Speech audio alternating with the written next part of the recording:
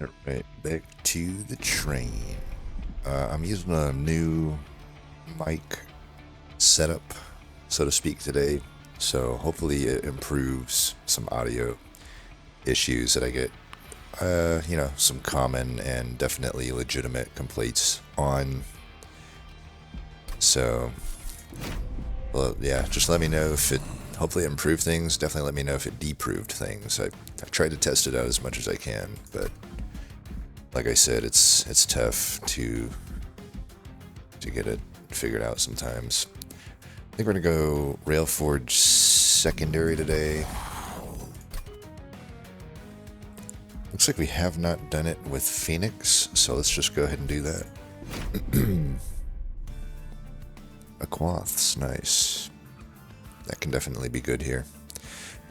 We got Dominion. We got what is this? Oh yeah, I haven't seen this guy in shit, maybe a year.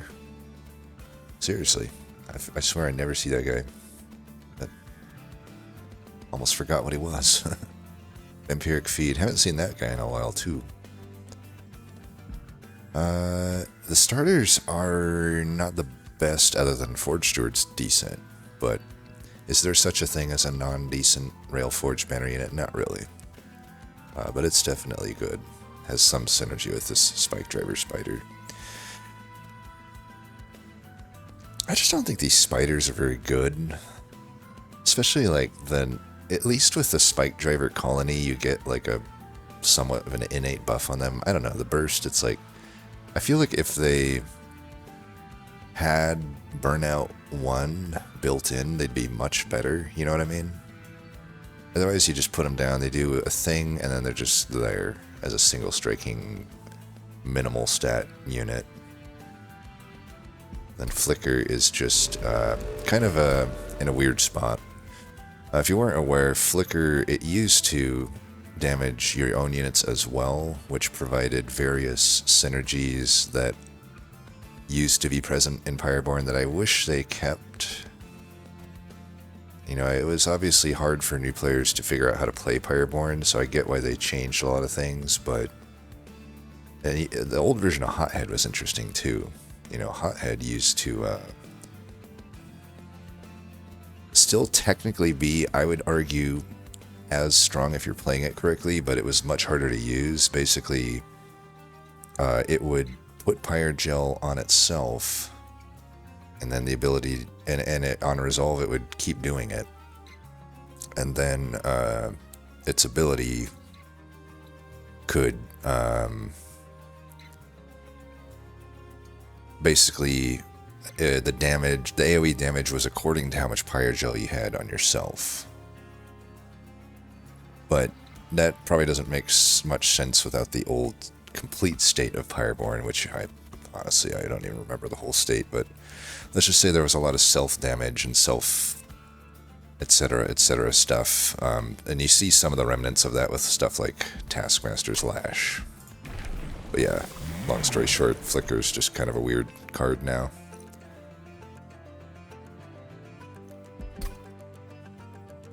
Probably just do the Overlord.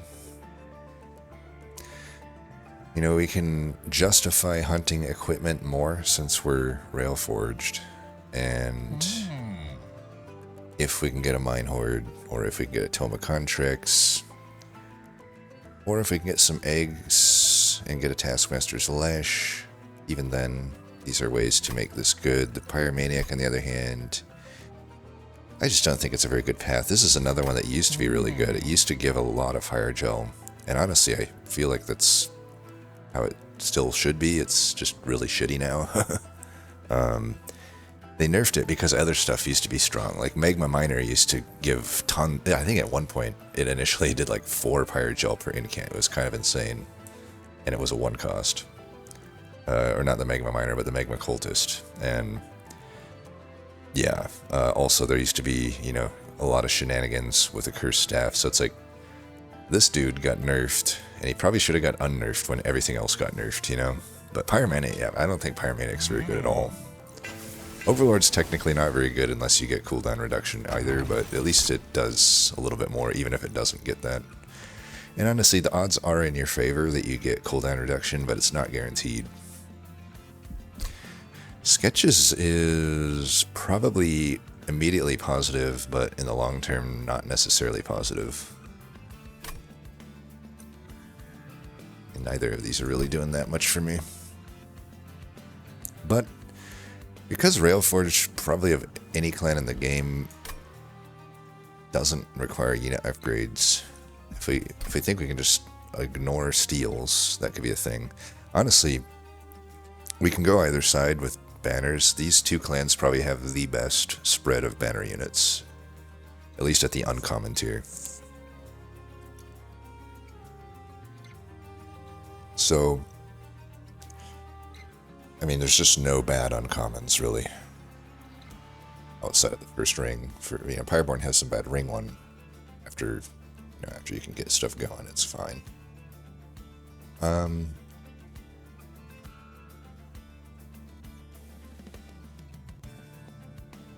Yeah, I feel like the sketches might limit my strategies here. There's not really any... The only thing sketches would be good on is if I get a sentry turret, I guess. Then I can thin the deck out and guarantee it gets out. And we still have the problem of, I can't use Forge to play it, but if I have equipment, I can forge the equipment onto it. There isn't a whole lot of scaling offensively in this clan combo other than Forge. So 40% chance to get sentry turret, but it's only 20% at ring 3. I may be waiting all the way to ring 6. And again, I'm only 40% chance to find it. Am I going to take... Is there any other advantage to taking sketches? Because obviously I see the disadvantages are if I do need to rely on, placing a unit down for Forge. Then obviously it's not good because they're getting pulled out at the start. Of course, I guess then a magnetic relay could be takeable, but then I'm just using a magnetic relay to do what I would have done without the magnetic relay. I had not taken the sketches. On the other hand, I think sketches is the only one that has any tangible upside. Purified Soul Shard is just kind of a nothing card, or a nothing artifact in a lot of cases. The only way Purified Soul Shard is going to be good is if I, like I said, take a bunch of banner units and I don't upgrade them, which is, I guess, possible. I mean, we're getting good amounts of Forge with the Forge Steward, which both of these kind of aren't helping with. Honestly, I feel like this artifact, by the way, it doesn't matter for this combo, but I think it should just read that units without upgrades are free. Then it might be more enticing. Then it's like, oh, okay, I can get a Shadow Siege out with that, or other various high-cost units if I don't upgrade them. That would not be OP. I guarantee you that would not be OP. They're not getting Titanite, they're not getting a multi-strike other than, by spells or equipment, so it's like, you're still paying something, and it's an artifact. So it's like, I don't know. I think I will take the sketches, though, because sketches is more fun, technically, even if it makes me get screwed on a few strategies.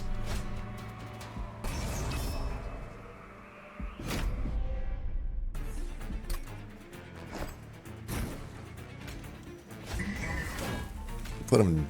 Oh, shit, that's right. Why is this guy 3?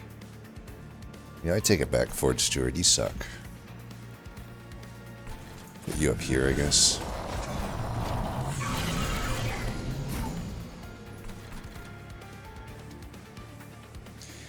I just realized I have Smith. Honestly, for this first ring, it's probably better.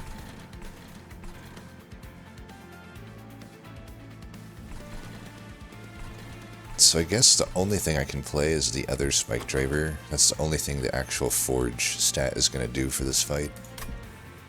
So I think I just want to put... I'm just saying, I could put the armor down here to build up Forge, but that doesn't seem great. So I think I'm just going to put the armor up here, try to get him to get maybe some slays and stuff. Oh, damn it. I should have done that first. What am I doing? You know, it doesn't actually matter. As long as this guy gets the kill. So he'll get the kill there. I'm going to just save the ability.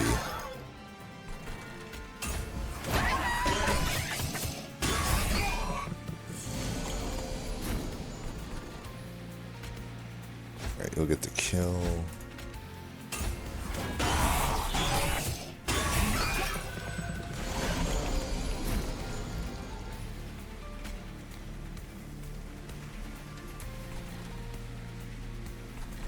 I should save the ability for this.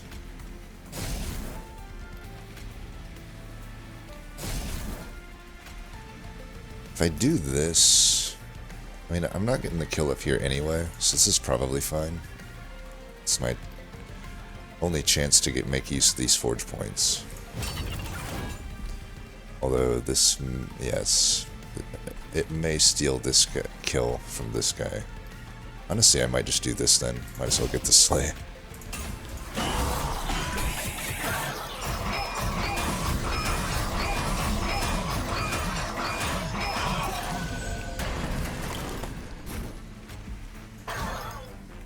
Alright, gotta make sure he doesn't die. But I do want to weaken him for this guy since I didn't have my ability. I think we got this. It's only doing 9 damage. He's almost dead. He's living 23, yeah. Nice, got the slay. So you got 4 kills, nice. That's a mine cage. As much as I want that the golden touch, that's a mine cage, yeah. Okay, welding is acceptable. Again, though, now the sketches is iffy. All 3 of these are great. These are all 3... I mean, honestly, most of the Railforged commons are amazing. If I were to, like, rank them, they might be the best common pool in the game. Like, let's just look at it. So, you know, Hammerfall, I'm going to rate Hammerfall bottom of S, top of A. Renovate is okay. It's actually one of the weaker cards, I would say, but in any other clan, it'd be one of the stronger ones. It's up against much better stuff often. But Renovate, I'll give a B. The awkwardness is that it's an X cost, so it's like you have to often, unless you have a way to regain energy that turn, or if you have 0 cost units, you're often not able to play the unit the turn that you play Renovate. So it is awkward. I could even give it a B minus. Spike Driver Spider, I'll give a C. Boilerplate, I'm gonna give an A. It doesn't give you any permanent offense, which is what limits it from the S, obviously. But for a 1 cast, and it's just pretty easy, even with not that much forge, to make this thing a gigantic defensive thing. Bonk, I'm not confident on any ranking on, just because I don't take it enough, because it doesn't entice me. But I'll give it a B minus, but, you know, we'll just say that it's still, like, maybe okay, maybe better than I'm giving it credit for. Metallurgy, I'm going to give an A+. I could even go S on it, but I'll give an A+. It's a very high A. Just always very solid, you know. And I would even say it goes up to an S when you're running the starter card that I'm running right now, because you're often really wanting some smelt. So I'd actually give it an S there. And, you know, AoE armor on 4 for 1 is really good. Keep in mind it's a common, so we kind of judge these, obviously what they do over the course of the whole run, but especially what they give us in the early game, and 4 AoE armor in the early game for 1, on top of basically usually being free to play, and generating forge points, and maybe even generating a lot of forge points, and a lot of energy, ember.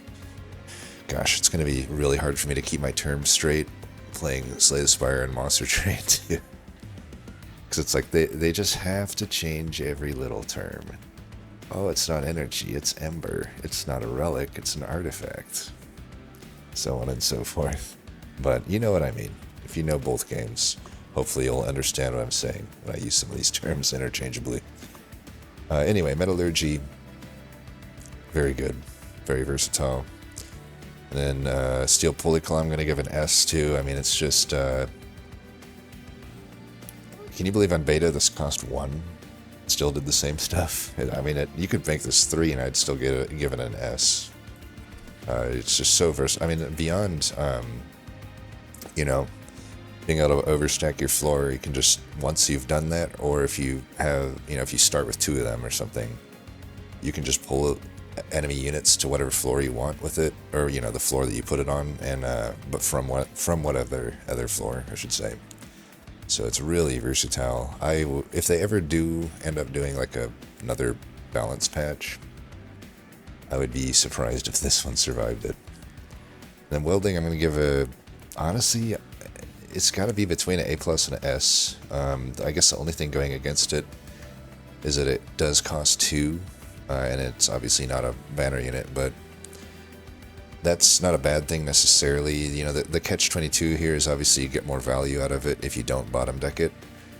But the nice thing about Railforged is the fact that Forge exists changes that equation for basically any non-banner unit. That's why non-banner units are typically just really nice with Railforged.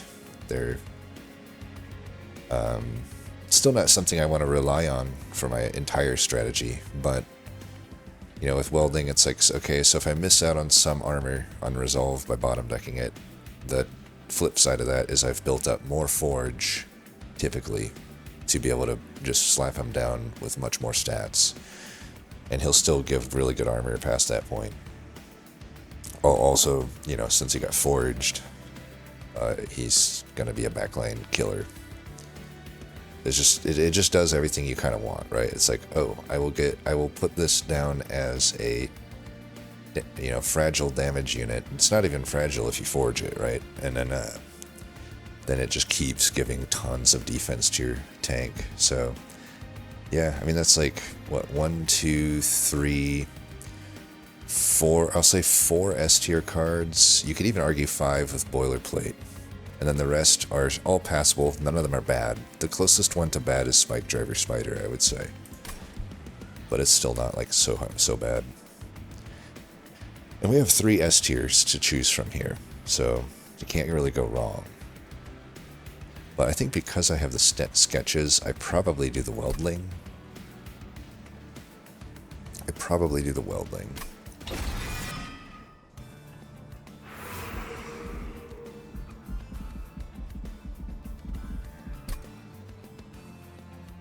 I think we go to the Steel. I mean, our spells really aren't very good, and Railforged units, I could maybe argue they're better than Pyreborn units slightly, but not to some massive degree. The main one I would want is Crucible Steward, of course. I think that beats out anything I could get from Pyreborn right now, but, you know, I think the Steel vastly outperforms the mention of Magic right now. You know, I can get Titanite on a Forge Steward. The main thing I want is just some stats on Welding, since I can't obviously scale him yet.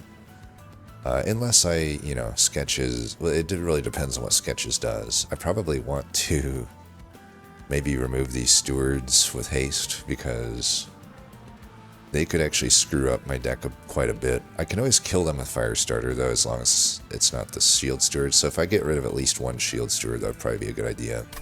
But yeah, we want to upgrade our units. Dualism and Quick. Quick is, I guess, okay to put on the Weldling. I could go Quick and 14 attack on the Weldling. That's acceptable.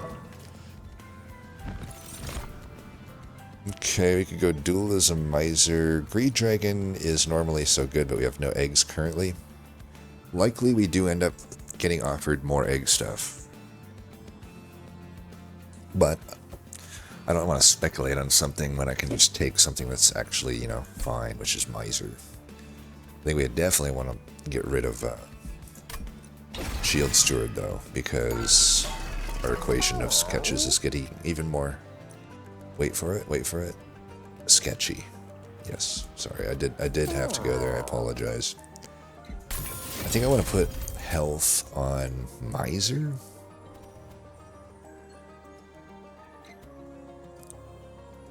I don't know. I mean, it's either Miser or Steward. I could also argue Quick is not necessarily amazing on Weldling. We could just roll this. Dualism on Miser, I think, is probably not worth. I'm already going to make a lot of money from this thing. And if I do Dualism, I can't reroll for Titanite and Multi-Strike. I think I would prefer a Multi-Strike on Weldling. For the purposes of the early game, 20 attack is already enough. I'm only adding Quick to get the 10 attack. So, in a way, I think both of these are not stellar for me. 20 health is always something you should buy, though, on something. It's either here or here. The main reason I would put it on Miser would be to... I mean, I can also argue this. We want to get rid of Shield Steward. I probably should get rid of one. A reroll and remove, is that enough if I'm buying 20? Well, whether it is or not, I think we reroll. I'm willing to give up a removal if I get a good upgrade. And if I don't get a good upgrade, we'll just remove Shield Steward. I think it's just more flexible to put this on the Miser because I could technically use the Miser in some cases to tank. Like if there's a large stone offered, for example, I might just put it on Miser. I don't know. Probably actually the Welding would make sense there. But the reason I'm putting it on Miser is like I do not really want to tank with my Lord Phoenix. But, you know, I do want Phoenix to kind of get going here because he very well, if I can get that Mine Horde deployable, I'll definitely go to the arms coming up. If I can get the Mine Horde deployable and then supplement that with additional cooldown reduction, then we're using our ability every turn.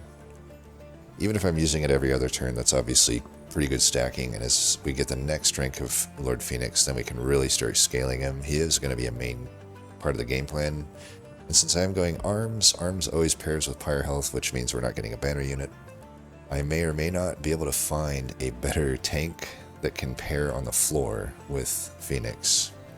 So, I also need to see where the dupes are. Like,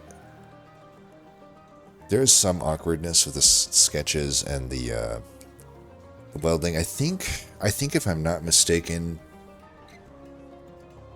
if I could thin the deck out enough, I could guarantee that it's on the bottom floor. I believe that's the case. I think it fills bottom to top, if I'm not mistaken. But we got a pretty good amount of dupes. They're all kind of later though, but not really. They're just after. They're like the both of them. Yeah, they're just mid game. That's honestly pretty good. I'm thinking I could dupe the Welding like 3 times if I need to. Because it seems like it might be an important part of this. But long story short, that's why I think I need Miser. I might need a tank, and I may not get offered a proper like 2 or 1 pip unit, and I don't want to take a pip upgrade, so I need a tank for Phoenix. Okay, we got. This is interesting.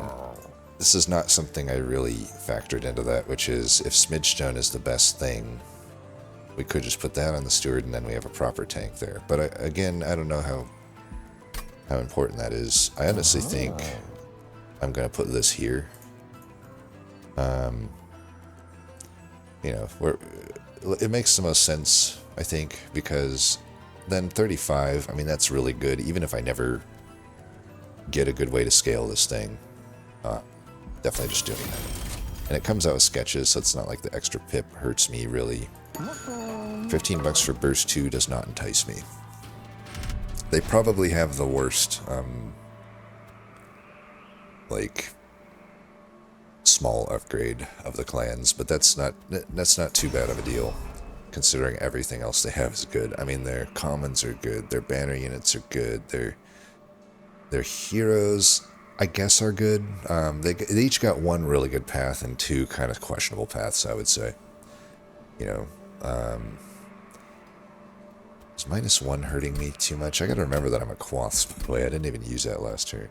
I think we'll just use it here to get rid of a Ember. If we're not guaranteed Smelt, I did pass up on Smelt. You know, I may not get more. If that's the case, we don't really want embers in the deck. And, yeah. So I'll take the trial for sure, though. I need that money, especially with the Merchant Arms coming up. This shouldn't be hard. We'll just go bottom floor with... probably... I want to make sure that Miser can get its money worth here. But I also want it to tank for Phoenix. But I feel like if I put it behind the Forge Steward, it would make a lot more money.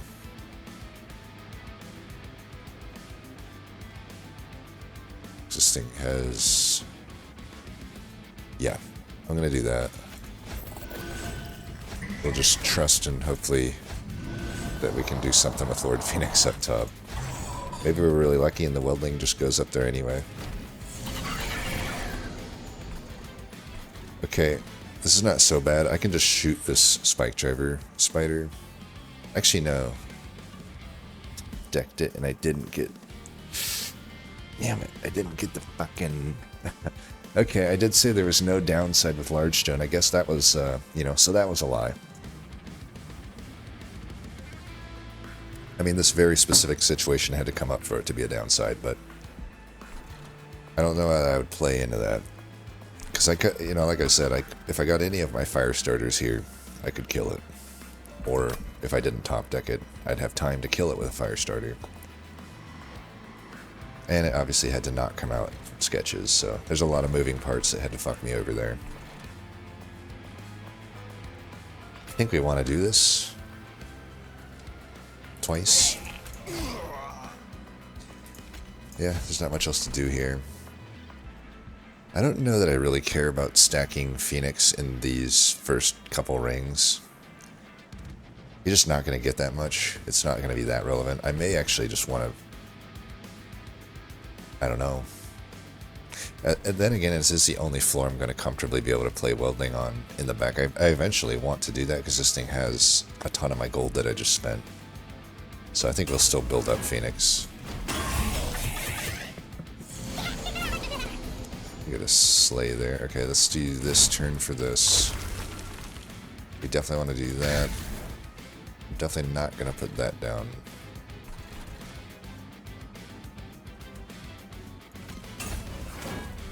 I think we just take the vengeful hits.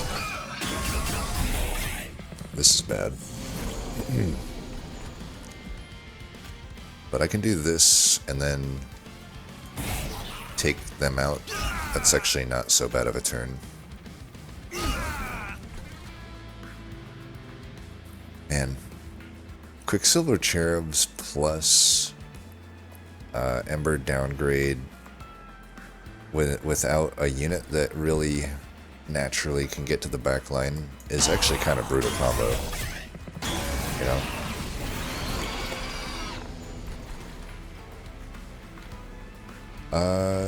I'm willing to forge this here, but I could do it here. Unfortunately, I can't kill this guy though, so yeah, I want to get that guy dead first.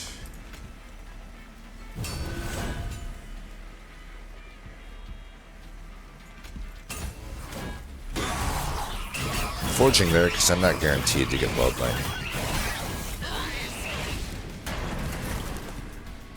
Plus I can get the cooldown down.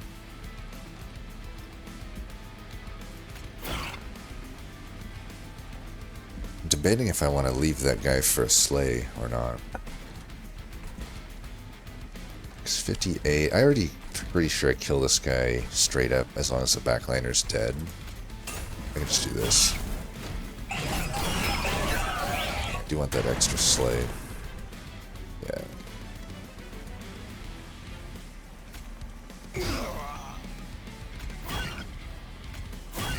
Okay, well, at the cost of the sleigh, I've now...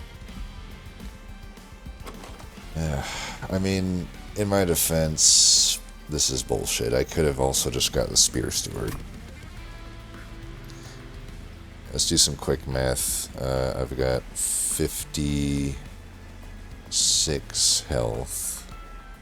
8 times... What is 8 times 7? 56? Is it? I should know this. In like 4th grade, I would have known this in 5 seconds because we did times tables and shit like that back then, and I was actually pretty good at them. And this is not even important information or anything, but that just sparked a memory in me how there's various times in my life. I don't know if you, let me know if you all have ever had weird shit like this too, where it's like, I was generally like a very well-behaved kid growing up, especially like in school, maybe not so much with my own parents, but certainly at school I was very well-behaved, in public in general, but there'd be random times where like teachers, or even in some cases, like fucking dare officers and shit, would just randomly like accuse me of cheating, whether it be on the reason it sparked my memory of the times table is like, I remember there was one time in like 3rd grade, I'm remembering now, it was definitely 3rd grade, and I wasn't cheating or anything, and I just like did the times table really fast, and like like basically he had said go, I hadn't started before he said go, I did it really fast, and then I submitted it within 15-20 seconds, whatever it was, and then I just like hardcore aggressively get accused of cheating by the teacher, and like I have to like take whatever punishment we did. It's some dumb shit like changing your color or whatever. You had like a color card in your wall, and it's just like, man, these fucking teachers. It's like, you didn't have any fucking evidence. Like, you obviously didn't see me start it, because it's like back then when you're a kid, even if ultimately you did nothing wrong, it's like you don't know, because it's like a teacher, right? So I was like, okay, I guess I'm fucking bad or something. Somehow I cheated. But then I think back on it as an adult randomly, and I just get really fucking angry. I'm just like, dude, you piece of shit fucking teachers. Like, I can't imagine myself as an adult doing that. Because obviously, me knowing now, later on, because I definitely can remember as a kid that I definitely didn't cheat, you know what I mean? But it's like, they accuse you of it with like no evidence. They're just like, oh, he finished too fast, so I'm gonna hardcore like just assume he cheated, right? And it's also like, it would maybe be one thing if I had been a bad student prior to that, then I could see it, right? But I wasn't. I was a kid that was getting basically the equivalent of straight A's for like elementary school, whatever they did, like number 4 or whatever, especially in math. So it's like, I just don't get it. I don't get some people. And don't even get me started on the fucking dare officers. Like, that shit is literally insane to me, some of the shit they would do. It was like, that's another story for another time, but let's just say, but long story short, I guess it was 56, because we're getting more damage. So that was my very important story related to why I should have known 56 faster. Anyway, so we make a big mistake there, and I don't know. I was like looking at my stats, and I obviously didn't do my math right because we weren't winning even close. But I thought that my normal stats there would be fine. I'll be honest, I didn't think I needed to, even though that bottom deck was bullshit, I didn't think I needed to do it. Now again, had I calculated correctly, I should have factored in that could happen, right? I could just bottom deck both units, and I probably should have just done the play that would have done more damage to the boss that prior turn. This one pretty clearly to me, Alchemy. So I said the Railforged have very good commons. On the flip side, I think Pyre don't, but Alchemy is an exception to that. But like when I look at like Flicker and Snotty Whelp, I'm like, yeah, these are not high tier commons for how I rank a card, I guess. And even a Whelp, which might be okay here, is like digging into my Weldling equation, so it's even like less takeable with the sketches. Alchemy is definitely the choice. It's opening up the whole egg plan to us. It's a whole new world, shall we say. A song I've never memorized the lyrics to, because honestly I don't actually like that song that much. I know that is sacrilegious to say. It's not like I don't like Disney songs. Hell, I sing probably 10 Disney songs a night to my kid to put him to sleep.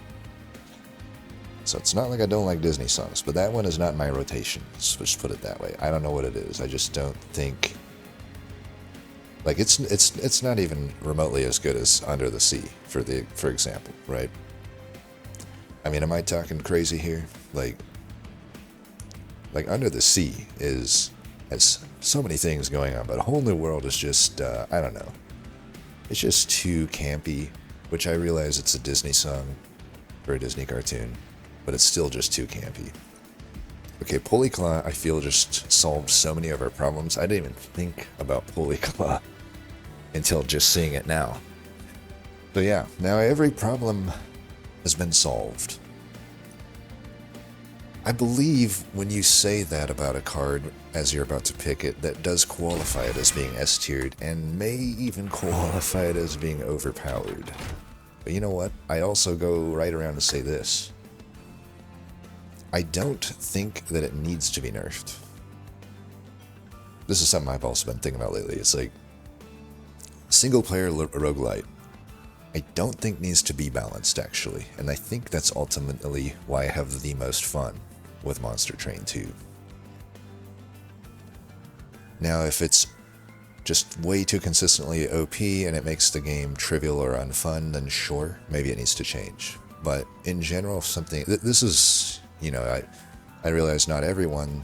I'll keep this brief, I swear. I realize not everyone that watches Monster Train 2 just by default likes Slay the Spire 2 as well. I assume a lot of us do, but I know some of you I'm going to lose you here, so I promise I'll be brief. But in Slay the Spire 2, I'm seeing a lot of the beta changes, and none of them to me strike me as making the game ultimately more fun, which I think is the moment you got to take a pause and say, like, are we making the game better for what a game should be, you know? But I guess they both might strive to be different types of games. I get that as well.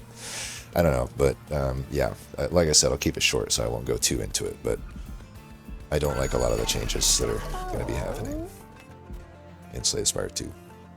And similarly, I wouldn't have a big deal either way if they nerfed Seal Polyclaw, because like I said, I would take this at 3 pretty happily, but I also think that it doesn't actually need to get nerfed at 2. It is obviously overpowered, but that's okay. I think things should be overpowered here and there, because it just makes it makes the game fun, in my opinion. Yeah, Hammer is super good. It's another one I wouldn't want to see nerfed, because I don't think it's like, I just like that something is very takeable. It's not necessarily breaking the game to take Herzl's Hammer, I feel. But it is very good, I will admit that. We're definitely going to take that. If we got the Graft event, we probably want to just put that on the welding, I guess. I don't know that I'll reroll here, unless it's Graft event, oddly enough. But if it is not Graft event, I think the plan here is we'll deploy Mind Cage with some money. And I don't necessarily need to deploy Polyclaw. I actually don't know. I could see either one of them. Obviously, we're going to hit another arms because another one was at least attached to this Empyrean well. So once we get to ring 5 here, or whatever that is, ring 6, I guess, we will be able to have both of them deployable, and that will obviously just be happening. Those are definitely happening to be deployable things. But I suppose the only thing that might change there is if I get an assembly room, which further makes me want to just deploy the mine cage, because it's like, I don't think there's any equipment we'd want to deploy over a mine cage on the Phoenix. But we don't need to deploy it yet. Let's go visit this fog first. This fog? Why did I say fog? This heavenly I always call them caverns because they were called concealed caverns in Monster Train 1. That's another thing. I don't know. Is it just me? Let me know, former Monster Train 1 players. Do you actually call these map events like Empyrean Well and Celestial Alcove? That's right. Apparently I called that Fog. I don't know.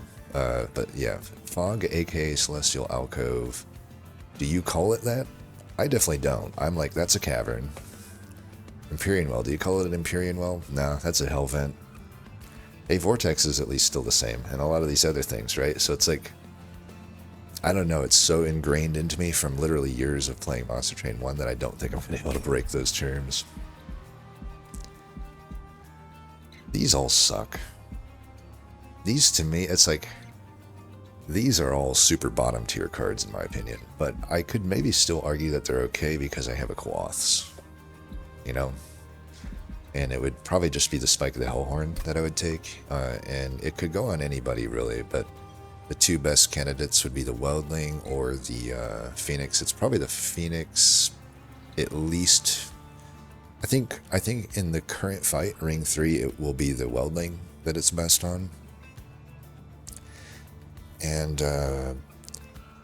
past that, I think it'll be better on Phoenix, because once Phoenix gets explosive on the ability, then we're really leaning into Phoenix. But in this upcoming ring, probably Weldling would be the thing we want to put it on.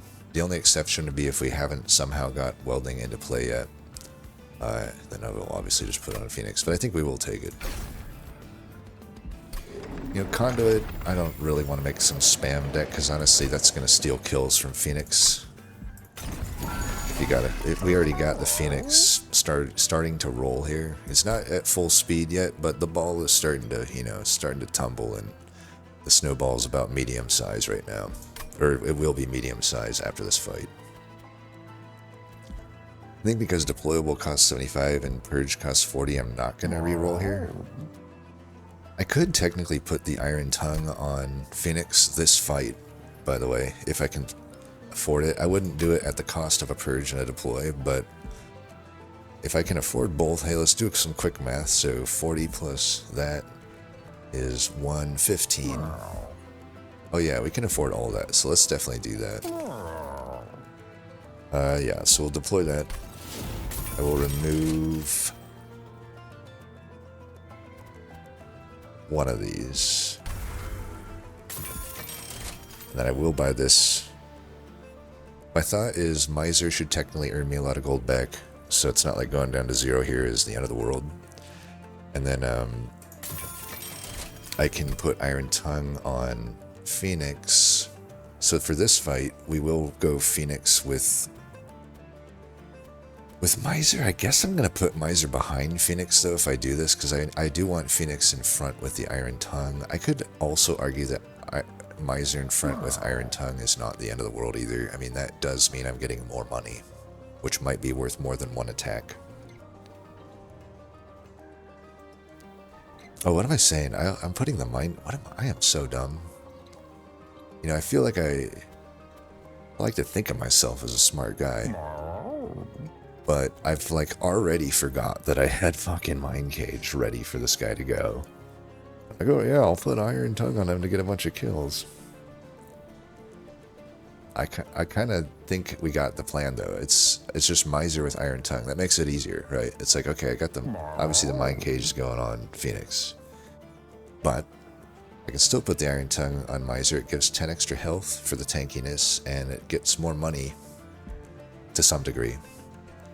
You know, obviously, because I'm not explosive yet, so it's not like I need to be using my ability necessarily to stack in this fight. So Iron Tongue might just be preferred to get that money. So that'll be good.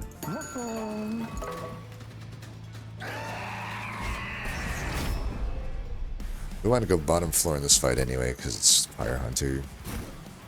The only thing that sucks is, I guess, Forge Steward, but I guess I could technically maybe go Forge Steward bottom still, and maybe mid with the Miser and the Phoenix would make sense. Would it? I think it would.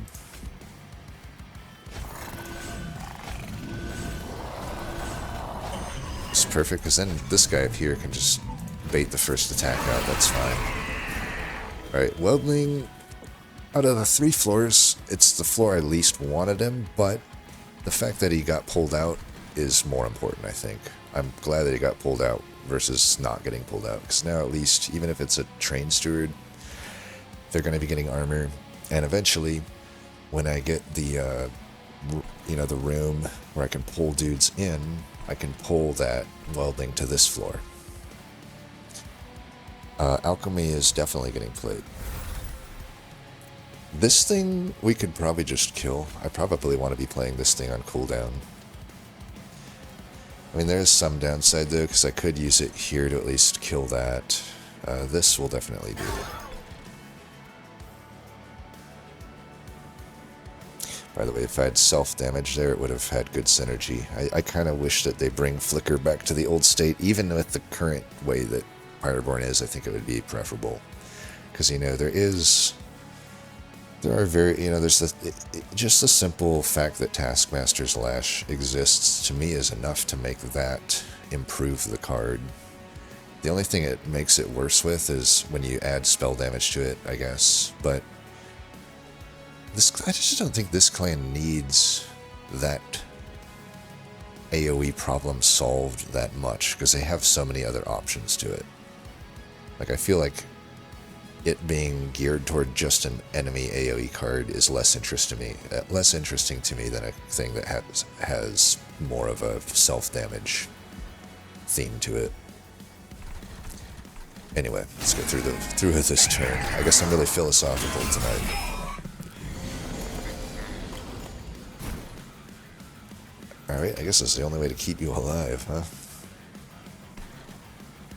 And again, had I had a Flicker here, I could get an even one more additional Forge point out of it. At really no tangible downside to me. I could put more stats of armor onto this thing.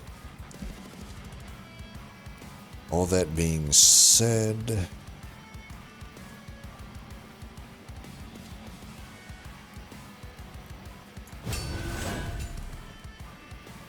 the only... Yeah, I'm like... I could keep this guy alive. He's losing a lot of health here, but I guess if he dies, it's not the end of the world. I do need to get that pulley room soon. I will say the pulley room probably would have... There's still probably an argument to be made for deploying it instead of the cage. I would have to put one less unit down. That's one thing, because it's an extra ember. And as we mentioned, there is technically a situation where if I get assembly room, I would want to use that instead of the pulley claw, I think. That's not even necessarily true. The pulley claw, because of the welding, might still actually be superior, honestly. But we'll see. I'm getting ahead of myself here. Let's do this. At least, I had to do that because I need to save the damage, and I might as well get a kill out of it.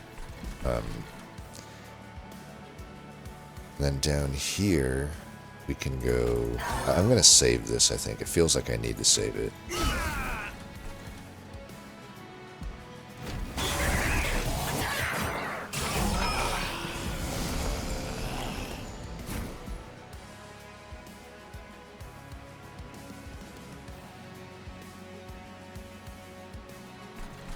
I didn't use this yet, so let's probably use it this turn to get this thing gone. I think we could put this here. I guess we forge it. It's not much less for me to forge, unless... Actually, I should just do it here. I should just do it here. I don't think I need to wait for, like, more forge to come online.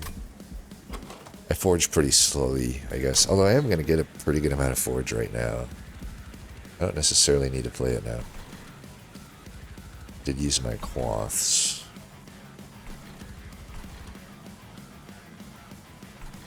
Yeah, fuck it.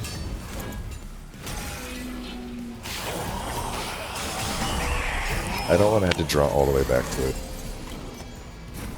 Like, I need to get the room down pretty quick, it looks like, and I just need this thing immediately giving armor.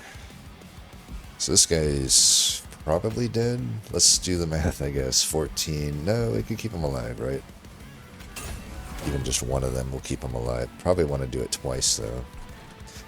I may want to save this. Well, I get a kill if I... Let's see, how much Pyrogel is it? 4. So I do need to hit this guy if I want this thing to kill it. Which I think we do. And we at least do some damage there.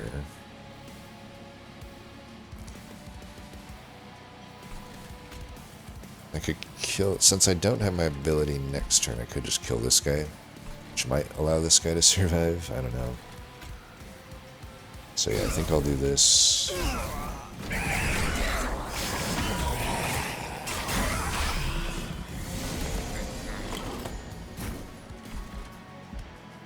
Alright, yeah, 1 health, 7 incoming damage. I guess your day is done, but guess what? We can at least get this down. I do think it might cost me 4 fire health to do this, but I have to get this thing down. I'll even get a strike out of this, it looks like. So this guy, if I do this, does it change anything? If I do this, does it change anything? It's certainly at the certain amount of forge point I have right now, it does. I don't have big other reasons to really necessarily have forge points. I mean, eventually the Spear Steward, I guess. That would be the only thing. Yeah, I might as well just do this then. Get that thing going. And armor... Might just want a fire starter here. I don't necessarily... This does give the forge, though, which is... You know, we still do have this Spear Steward. So I can pull this guy down, if it makes sense to. If this guy can kill this guy... So let's do this, I think. I should die then to him. I guess he might have been dying already, though. Actually, what I forget, yeah, how much damage does to itself, like 10 or something? 20, okay, he was definitely dying. Let's bring you down. Just take that kill. Might make sense for me to just try to actually redraw into that.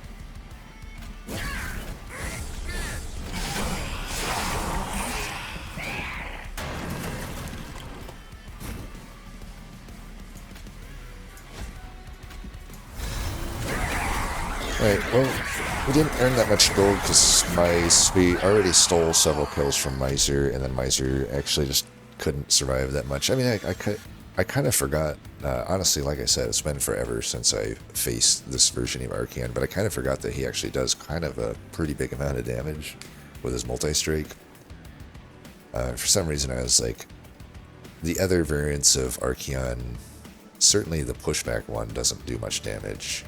And the rage one, or the siphon rage one, usually doesn't do damage until like the 3rd wave, I would say. And even then, if you're pretty crafty, you could, in some cases, leave him with pretty low attack still, even at that point. But it's not really guaranteed. Sometimes you just have a deck where, it's going to face you on the wave where you just have to kill that wave and he'll get the rage. But even in those, it's like, I don't expect on turn 2, for example, to be taking 30 damage or whatever it was. I kind of forgot about that aspect of this variant of Archeon. Soldier of Fortune is something I could do. Not really. It would require me to do something that then makes the Weldling not guaranteed to get out at the start, because I need to at least have it down to 3 units to get pulled. I have the luxury of not having to do the 3 just because of the pulley claw, right? But I do want this Weldling out at the start, which means I need to get down to 3 units pulled from salvage. So I'll need to do some purging. But Soldier of Fortune, the only way I could make use of this is if I don't do that. This card just kind of never fits my playstyle. It's hard for me to say sometimes with a card like that if it's actually bad, because honestly, it does a lot of stuff, right? For 0, I can pull a unit out. And honestly, with Railforged, typically if I didn't have set sketches, this would actually be a pretty easy one to take. Because, yeah, it costs 30, but in most cases you're going to earn that back with a 15 avarice. 2 hits and you've earned it back. That's not too hard to accomplish. But then you end up usually making a lot more money, right? And the 30 attack obviously is a pretty substantial amount of attack for 0. You know, the 30 gold is whatever, right? As long as you have it. You have to have the 30. I'll admit that. So sometimes you may misplay, and I would definitely be the type to do it, where I just spend all the way down and forget that I need 30. Though I will say with a deployable miser that sometimes will be sweeping, I don't necessarily think, even if I went down to $0, this still might just be okay to play, right? And then, 15 armor is decent. It's making sure that it has some survivability. Those are all good things, right? But again, if I'm adding another element of randomness to the equation if I'm not going to thin my deck down to 3 units. Now, here's a counter argument. I could say I thin it down to 3. 3 include, so we'll say this. Let's say I dupe the Weldling. Maybe once or twice, whatever it ends up being. Then I could say that at that point this thing plays, right? As long as I'm still getting the number down to where I'm at least guaranteed to get 1 Weldling out at the start, then that's fine. So I don't know, it could be okay, especially if you didn't like these other ones, but honestly I'm just going to take the Original Hammer. Again, really philosophical tonight, but rambling on. It's the hammer. Goldtooth to me has actually gone down a lot every time I pick him. I used to think he was busted. I know I guess he got nerfed, I think, at some point. But he's kind of just a worse miser in a lot of cases. Because again, am I really going to hold on to gold purposely? That I realize I'm a hypocrite, because with Greed Dragon, I would hold on to the eggs, right? Typically speaking. But with Goldtooth, for whatever reason, I don't really find I hold on to the gold, because I'm like, well, I can get away with not spending eggs, because eggs aren't really, they're just a luxury, really. But the gold is like a necessity to spend, in my opinion. So it's like, if you don't already have a giant surplus of gold, and even with our miser, we don't necessarily have that, right? Unless I have a giant surplus of gold, Goldtooth isn't really doing anything that crazy. It's just like an okay stated unit that has Avarice 5. It's not really amazing. It is solid though, it's not bad. Also, there is the option for Greed Dragon. I just feel like I've done so many Greed Dragon runs in my life that I don't need to tryhard it. I will say this, if you are tryharding now though, you could totally pivot to that. The Alchemy and that alone is pretty solid. You can still do the other stuff that you're doing along with it, but I just don't. It's not fun to me to play Greed Dragon unless it's like a hard run, right? If it's a hard run, I'm like, okay, sweet, Greed Dragon, let's go. But, a more casual type situation like this, where I'm not like, I don't feel my deck is hurting at the moment, right? I'd rather just spend these eggs. I guess I could take the Goldtooth. The problem is it's another unit that I need to remove, but it's technically tankier than the Miser right now. And I could just have the Miser try to get pulled out. Or I could still play the Miser and just pull it down. So I think it is positive to take this Goldtooth. And I don't know here. Tempted to say Ember, especially because it's probably just Ember, right? Because I need to deploy additional things. I will never loot 2 though, unless I need the gold specifically here. There's no reason to ever loot it, by the way, until you've visited the map, because I can loot it again, right? On the map, so. It's just, it shouldn't even give you the option to loot it, honestly, in my opinion. There's just literally no reason at all to loot it right there.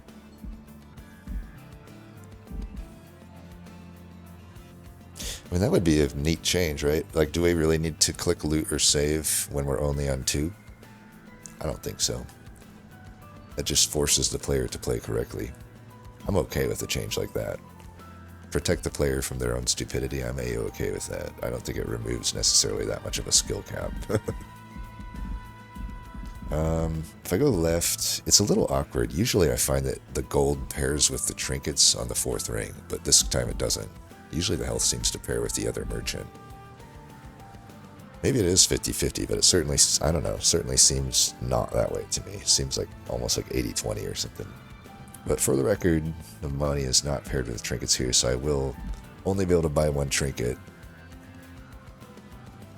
Over here, I do have at least consumer move on the alchemy that would be good, or just simply getting it down to a 1 cost is also acceptable. I do foresee that maybe I'll dupe that, maybe along with a welder helper, or welding. But, you know, aside from alchemy, we still don't really have a good double stack target. We don't have much beyond consumer move, so I don't think I'm going to the right, and I don't really need a banner unit. We'll just try for some stuff over here. And honestly, the Pyre health is not horrible anyway.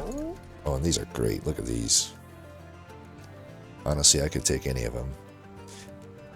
It's too bad there's not really any cavern events where you could get gold from it. I do kind of wish there was. There was technically one of them, at least, in Monster Train 1, where you could get, like, maybe 150 gold out of it. And then it's like, I'm okay with adding some decisions like that, where it's like, you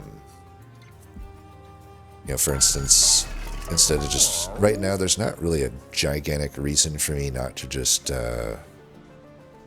buy an artifact and then visit the cavern, right? There's no reason to do it, but there's not like any punishment for me not doing it. Whereas before, when there was a gold event, then there is some punish potential there, right? Because it's like, oh, I could have, you know, let's say it was, ignore the fact that I have 2 of 5, but just imagine there's a situation where I could technically afford 2 of these, but, you know, not 3 of them if the gold came up, and I may want the combo of 2 of them versus just the 1 of them that I would have chose on its own, right? You know, there can be such rare edge cases like that where having a gold cavern event would be a neat thing to have. You know, these are technically gold, but what I'm referring to is like you could immediately get gold from this, right? I could get like 150 gold. I think I have to pay Pyre health for it or something in the old game, right? So that being said, I know we definitely have purges in our future. We did spend 1, so there's a little less value there, but there's still the fact that we want to purge. We know that we're going to get some value out of that. Other thing is Yorick. Yorick typically will earn more than Canio, though, I would say, if you have the deck for it. I just don't know that we have the deck for it. I know we got Spike. That gets played every fight. And Alchemy gets played every fight. So I will, you know, that's a bare minimum 50. Yeah, what? 1, 2, 3, 4 relevant fights. That's $200. I think I'm gonna make $200 out of Canio. I have to forge, what? Twice would be 150. 3 would be 225. So I'd have to purge 3 more times to match that. Honestly, Canio actually does win here when I actually lay the math out like that. It wins assuming I don't get more consumables. That's the thing that is hard to really predict, right? But certainly right now, Canio has a handy lead. But Yorick would pass it up. I think if I just add 1 consume to the equation, it will slightly pass it up, right? That would be 75 times 4 or whatever it is. And 75 times 4.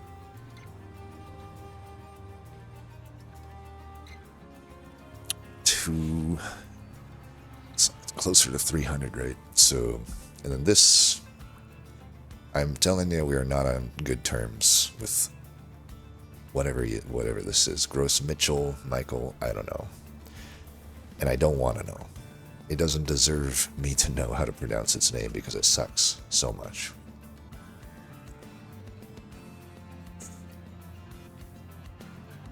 It's insane how many times this thing has permanently been destroyed to me. You know, I'm talking about the follow-up event. It's an actually wild. I've come to question that it actually is the percent that it says it is. But you know, safe option here, Canio. We want to make immediate purges anyway, so this is actually. And you know what?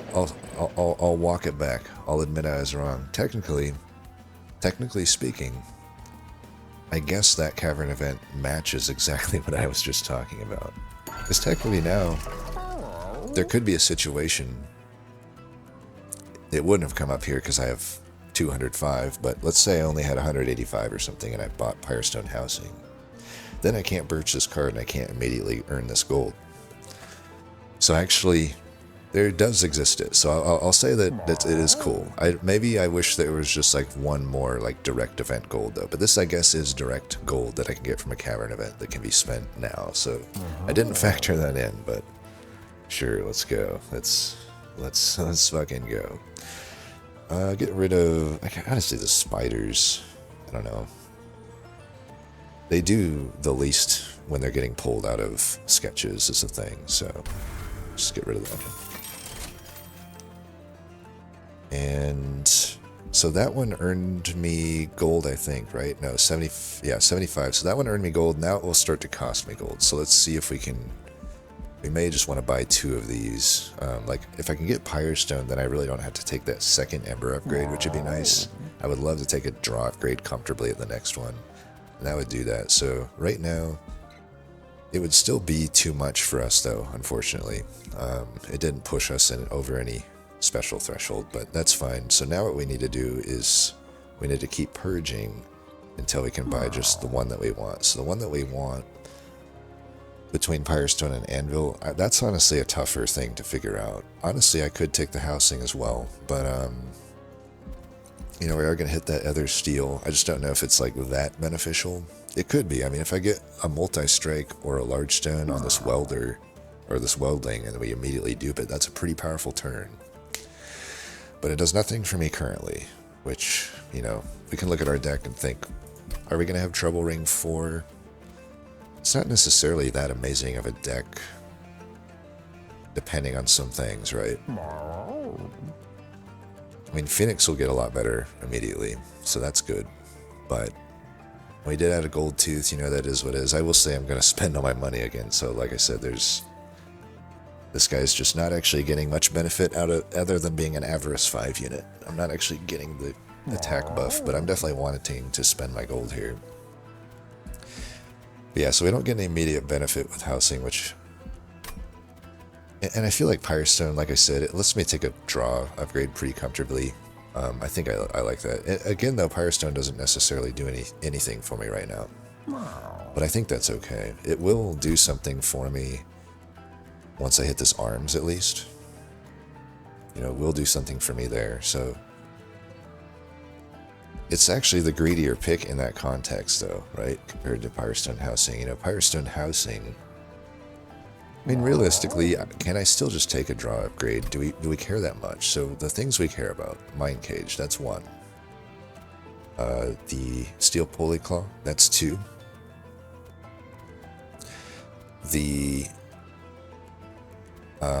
Those are the most important, so... Oh, that's 3. Yeah, so 3 Ember is the most important things. And then I definitely need a tank past that. So, Gold Tooth, I guess, or Visor. We could say either or, but probably Gold Tooth, especially after we hit this Merchant of Steel. So we're up to 4 or 5, and we have 6 total Ember currently, so we're already either having enough to just play both Gold Tooth, Miser, and the Steward. You know, Forge Steward, I guess, but I will say that forces me to purge more cards because I need to definitely get rid of Shield Steward at that point because we just don't have the energy to play it in either scenario, really.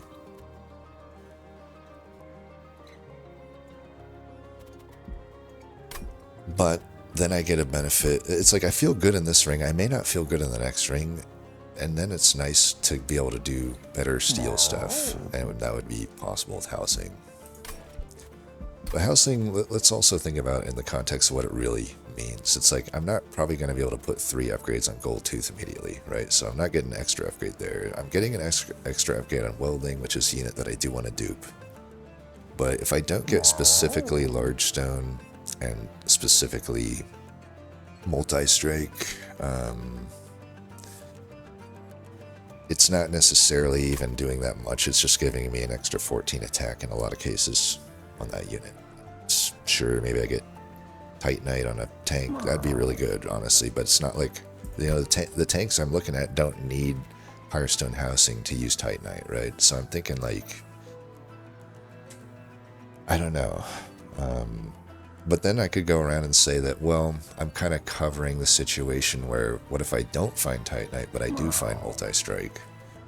If that's the case, I feel like it's still okay to just put it on a Gold Tooth, because eventually the Gold Tooth will probably be doing damage. And, you know,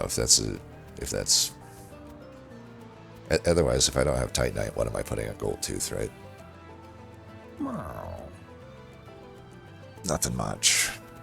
Putting tank stuff on it no matter what. So I don't know. Parasite housing, I feel, does just mainly only get use if I get specifically Multi-Strike or Large Stone. And I don't even know that Large Stone is a gigantic upgrade. Even the Multi-Strike isn't necessarily that needed. But the Pyre Stone also isn't really that needed, it seems. Especially since I can purge a lot more cards in my future. Plus we might just be hitting Vortexes, which give us more money as well. We are hitting a Vortex here for sure, so. And at the final one, yeah. I don't think Pyre Stone is needed. So is Anvil the best? Because Anvil just guarantees me immediate benefit in case I've miscalculated my strength right now, right? Maybe I've miscalculated my situation and I actually am in danger of dying to like a tough boss. Corruption boss or something, right? You talked me into it. Herzl's Forge it is. Overlord, never pivot out. Even with eggs, I feel I wouldn't do it. Like, I need that explosive. Don't even give myself the chance to. Oops, I forgot to purge, didn't I? Once again, it's the thought that counts, right? I could have made a good play, but I didn't. This guy is not very hard, right? Thornguard is kind of annoying, but since this is not really a hard fight or dude, and I have a lot of pyre health to spare, we're definitely just going to do this. So we'll put this down. Technically has more health. That's the main thing.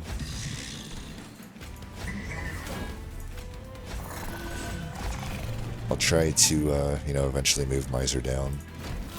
Plus, Miser would rather be in the back since it has more avarice. Now I can do some good work here.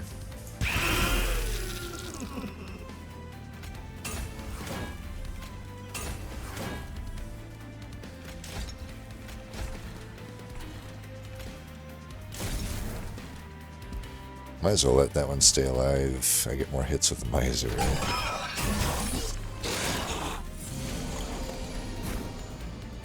Still would love a Tome of Contracts or a Taskmaster's Lash. I will say for 4, I'll probably just loot it. I'm a-okay trying to search for Taskmaster's Lash.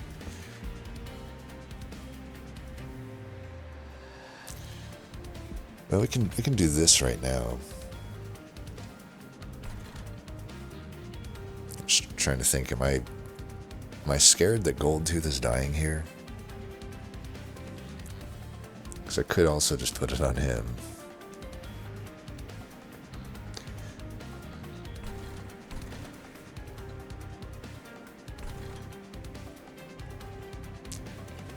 Goldtooth probably, if I can, there's going to be more corruption.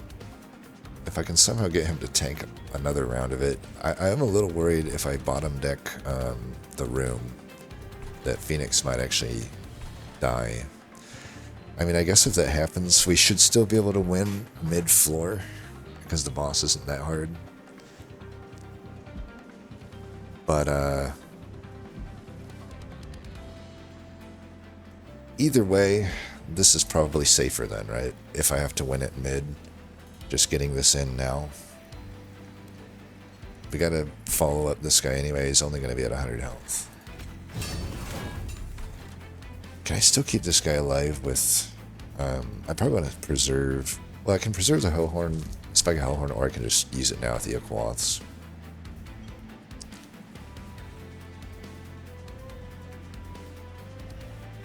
I guess 4 armor per Ember, which is twice as efficient as Smith. So if I don't care about forging, I should put the Ember into Spike. I mean, there is still that Ether Herzl's Hammer. That's the main argument for forging. But let's think about how much I need to survive here. So right now it's 12 plus 9. It's exact lethal. So a very minor amount of armor would at least allow him to survive here. But then I also need to survive, you know, a few hits from the minions next turn. But it also feels like a waste to have all this rage go onto a unit that's just going to immediately die. So even the Aquaths into the Spike right now doesn't entice me that much. I think I'm just going to double Smith and preserve the Spike for a later turn.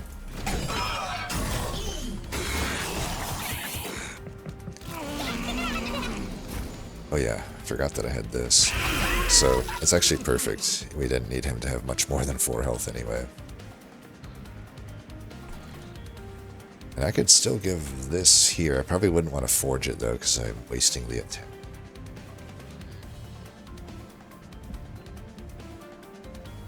If I get the problem with that play is, like, I don't know, if I get the room next turn, which is likely, I probably want to get the welding down first. If I'm getting that down first, then it's not like the Miser. I guess the Miser, I don't know, it's just kind of awkward. I guess I could still keep him up there though. There's a world where I could still follow up with Miser sweeping the next turn when my cooldown's off. You know, if the backline comes up, then he can get that kill.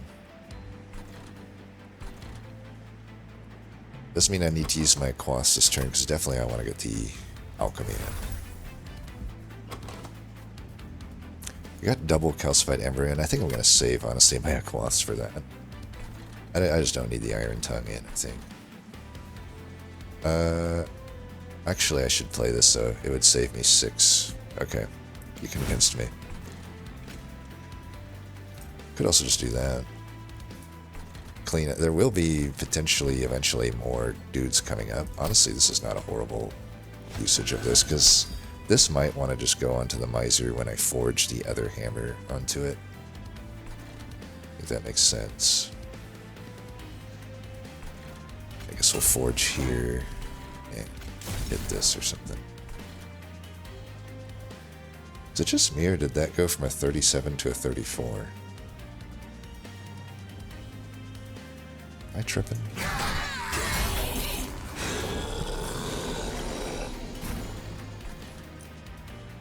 I don't know why it did that.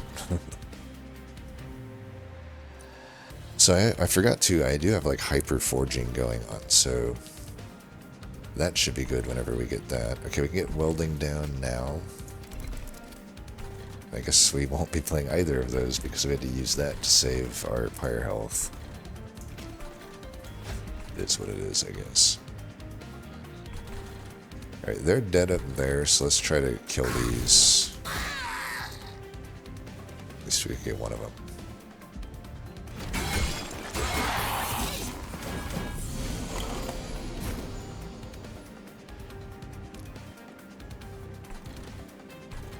Alright, he's dead. We can actually forge this then.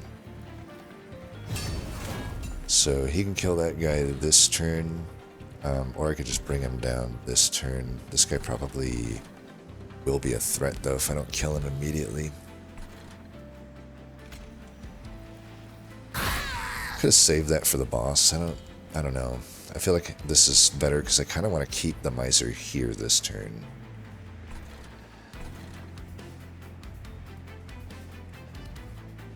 I mean, it's an awkward turn, but because I'm not actually really have any incentive to like use this on anybody really. Even bringing the Forge Steward down doesn't necessarily make sense because I could technically still use some Forge points on Spear Steward.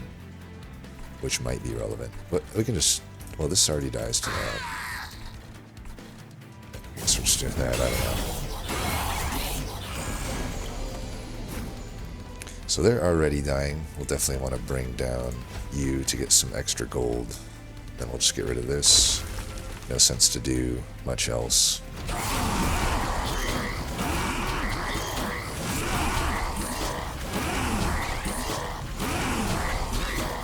It's actually really nice that it was Sap Boss. It allowed us to get a lot of hits in there. Now we made 260.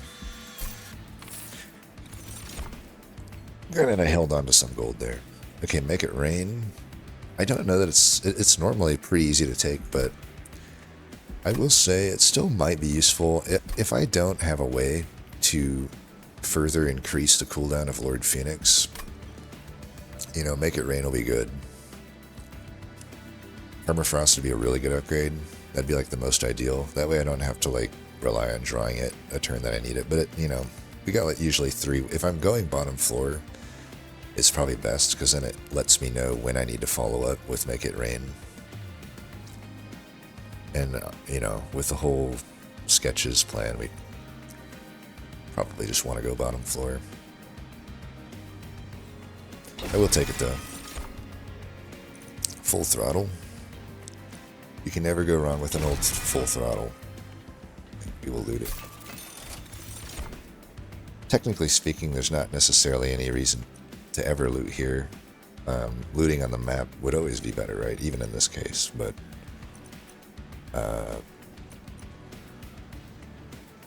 it's just convenient, I guess, for me to do it at this point. I get why also it still remains on the screen, I guess.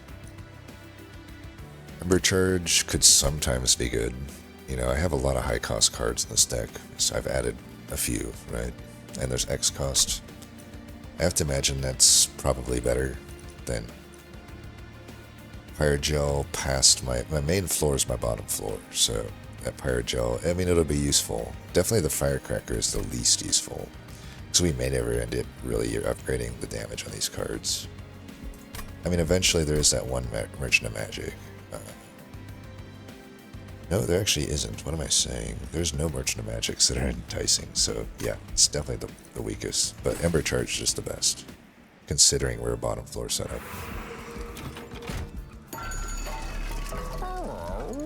Alright, there's Titanite. But to probably put that on Gold Tooth, I'm thinking. Just put it on a Gold Tooth and put 20 health on it. You know, this would be the argument that maybe Large Stone and Welding was not as good as Smidge Stone and Forge Steward, but I don't think so. I think that will be okay with the Gold Tooth here. So we'll go Titanite. And health.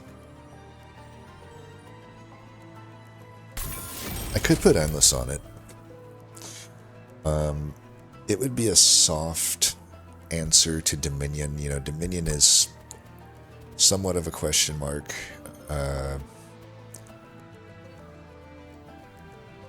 You know, at least Herzelhammer is largely countering the AoE component of it, as long as I don't bottom deck it.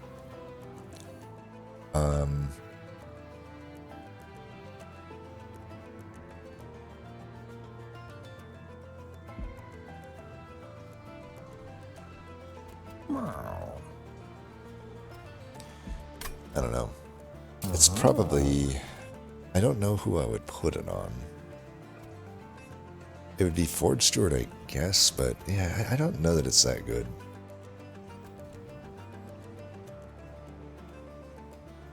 Yeah, I'm struggling to see who I would put it on. Because if my main floor is my bottom floor, you know, my frontline unit can die, but then Phoenix really can't. If Phoenix is dying, then we're in trouble a lot of the time. But, you know, if my frontline dies, I can't get it back to the front. That's the problem with the current build. I'm overstacking, so I'm really super incentivized to overstack, given that we have both sketches and the Holy Claw room. So Yeah. I just don't think Endless is going to work. Multi, okay, well, that would have been nice. This is the only situation where I guess we don't put multi-strike on anything. Because it's like Gold Tooth, like I said, I would have put multi on it, but it would have had to not get Titanite offered for that to happen. Because I definitely would prefer Titanite here, so it's a proper tank. I could multi-strike still on the Miser, honestly. I mean, it's just as good as Dualism, if not better, right? Because then, if I don't want to scale the attack on it and just greed, the multi-strike is still fine. It'll pay for itself and probably then some. But if I eventually want to pivot in these fights to Miser providing more damage, this also provides more damage while still giving the same amount of extra money. So I think it's okay there. The other, when we put it as I don't mind putting a large stone here. This unit is still kind of there and providing value. It's worth it. Now, if we're not hitting any more steals, which is not the case, we might just put average 3 on this as well. It's probably fine to put here. It's probably still positive. And honestly, I might as well just put this here as well. Get some value out of it. If gold is not going to be a problem for us. Now we get our free money here. I did say I was going to remove spike drivers, but I guess with those upgrades I kind of want to keep one instead of a steward, I guess. We're definitely getting rid of both of them. I think I do need to get rid of this guy though, right? So we'll get rid of him.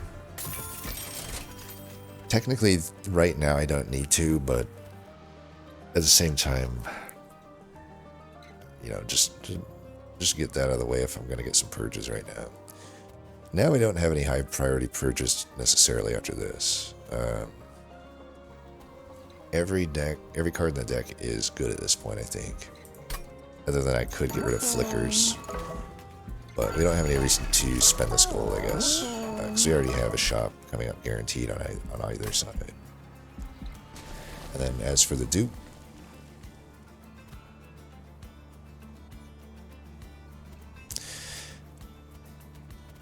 you know, it's kind of weird, but I'm kind of wanting to dupe Alchemy.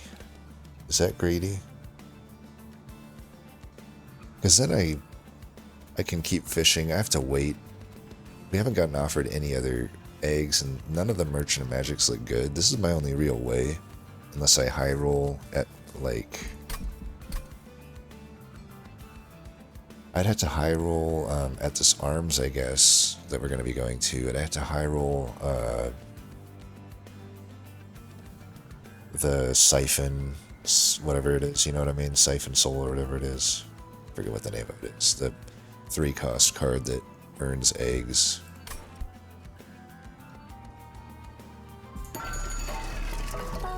Kind of miss that card being less of a cost. That's another example of a card where it's like, well, yeah, will I play it at 3? Probably, but is it a lot less fun to play at 3? Definitely. I kind of wish it was still like a 2-cost.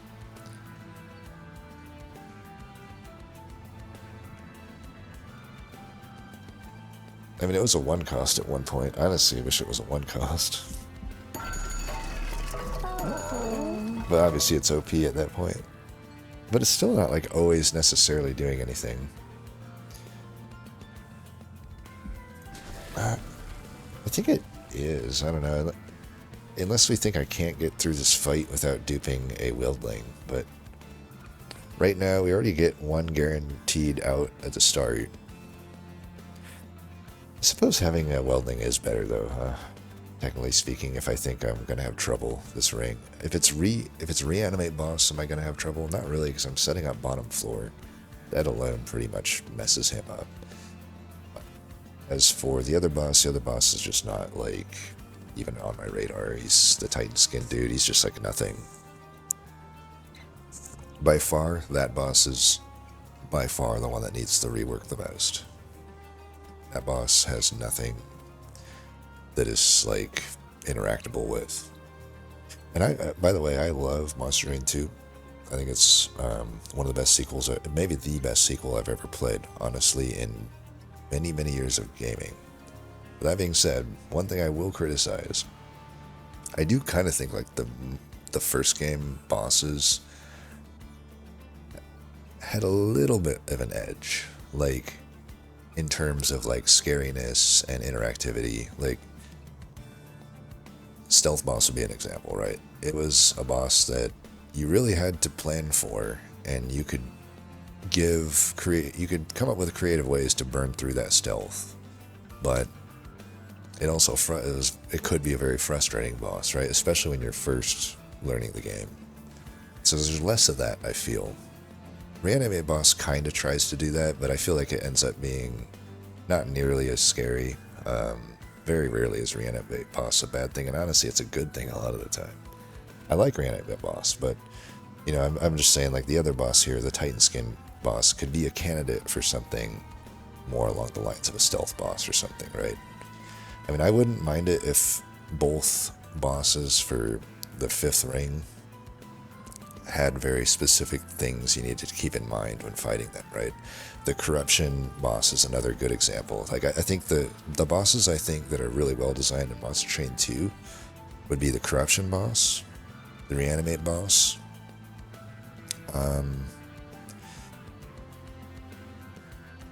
I'm thinking of minor bosses right now, right? I'm not really talking about the flying bosses. So those would be for mid-game, I think, are the most interesting.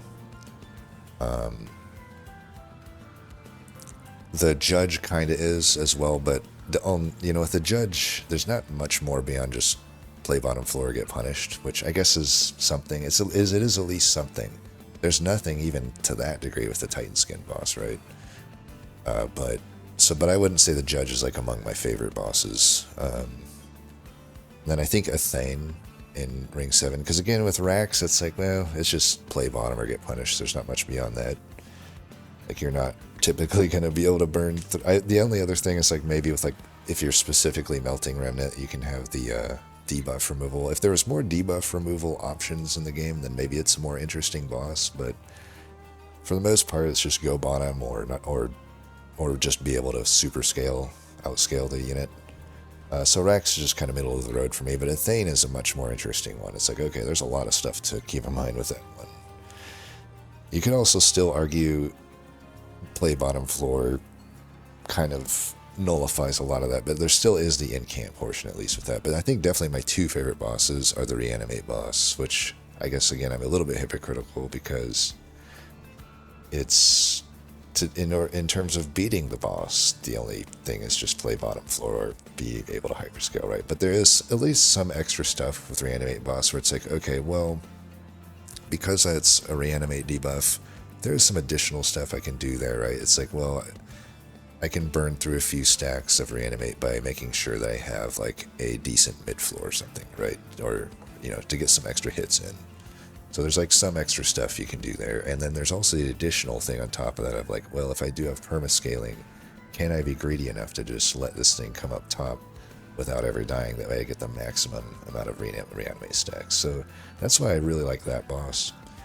And then with the corruption boss, it's a similar thing. It's like, well, I am going to get an immediate corruption to every unit. Am I going to need to like not play a unit and then replay it while also not incanting? Is that so? Those present interesting strategy decisions. But what really is the strategy with the Titan Skin guy? You'd have to bring his Titan Skin probably up to some absurd numbers for it to become an interesting fight. But then it would become a very annoying fight very quickly as well, right? Because then it kind of requires you to have very specifically prepared for that boss by this ring to fight it. So it's like, I think just the mechanic itself is maybe not something that can even be a win necessarily. But yeah, I think we should just do the Alchemy, because that's fun. That's more fun. I think we can get through this fight just fine. I could purge a card here to just make the deck stronger, by the way, if we think Probably if it will go, just get rid of a flicker. That's fine. But I do want to keep some gold for this upcoming Merchant of Arms. Especially if this, for whatever reason, was something we couldn't take. So it is reanimate boss. And now we have an interesting decision to make, right? It's like, well, I did just take the greedy thing of Alchemy instead of taking Welder Helper, or Weldling. And it's kind of funny that they're similar unit, right? They both kind of just come in the back and give armor to the front. Welding is better. Tangent aside, what are we thinking about for this fight? I could go top with the main floor in this fight instead of bottom. I will say this. They could probably switch the Scourge fight from ring 4 to 5, because I don't believe there is a Scourge fight ring 5. I could be wrong, but I don't think there is. And if there isn't, there's never really any decision to be made there, because I could have a decision between having to also, survive all these Scourges while also going top. But I think we can just be really greedy here. I think we can go... Maybe we can just go mid, and then we'll put the Forge Steward down here. We'll do it like that. I probably should have put the Miser on bottom. I probably should have done that. It's a mistake. Alright, well, it's not the end of the world. I do think I want to bring the Weldling up immediately. This guy's got enough to survive on his own for quite some time. I don't think we need to do much else than just Smith here. If I wanted to, I could kill that, but nah, might as well just save it for this thing. Do that.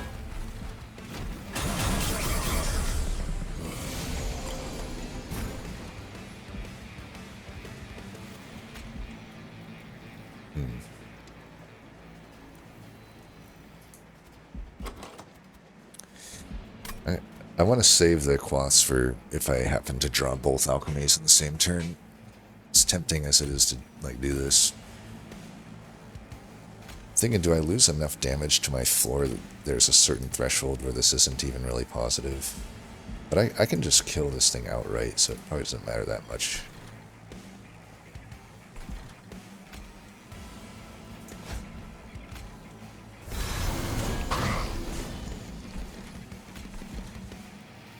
There's actually no point to me bringing this down right now if this thing's already dying. Because if the collector spawns up here, I might as well let the Miser kill it. In a lot of cases, we'll see.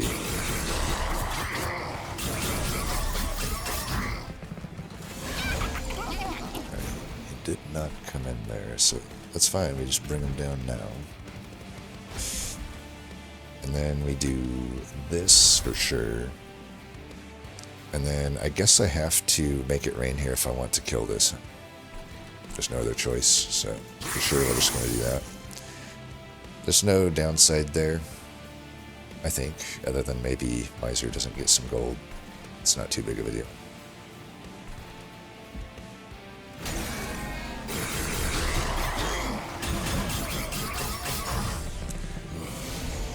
I will admit, there's so much, with the multi-strike, there's actually a lot of damage here if you don't have removal or quick sweeper type stuff going on, which we don't necessarily have guaranteed every turn. I do think I will put this here. I lose some damage up front, but for this upcoming turn, it'll be pretty good, I think, to have... I don't think we forge it. If we're going to forge, we put it on that Weldling. Then we get that armor every turn. So yeah, this will result in more gold, I think. We still have this, right? I think I'm still going to save it. It looks like we'll get Alchemy next turn. I don't know, maybe, I guess I can just pretty much only pay Alchemy next turn. I don't need to do much else, right? Because I'm putting 41 Forge into this. Like, I could just put this in, put it like there. Then again, I'm not in any rush to get any of these things into play. I think this is fine.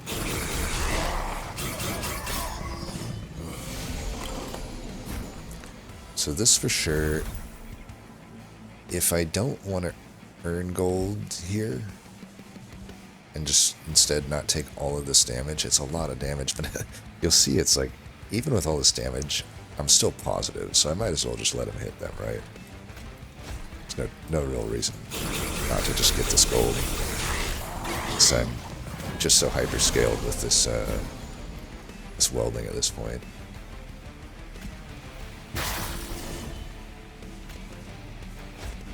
And we can just do this. I mean, I could also argue we may not even want to do this.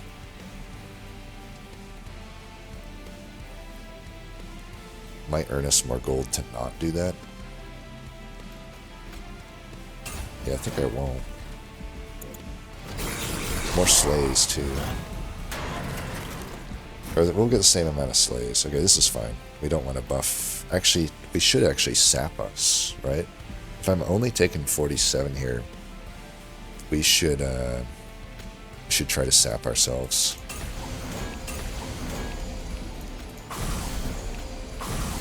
Right, yeah, I think the sap will overall help. That's not necessarily true, because now Miser's not hitting. Okay, I regret it. I regret it. But, it's okay. It's all good. I mean, I'm earning a lot of money either way.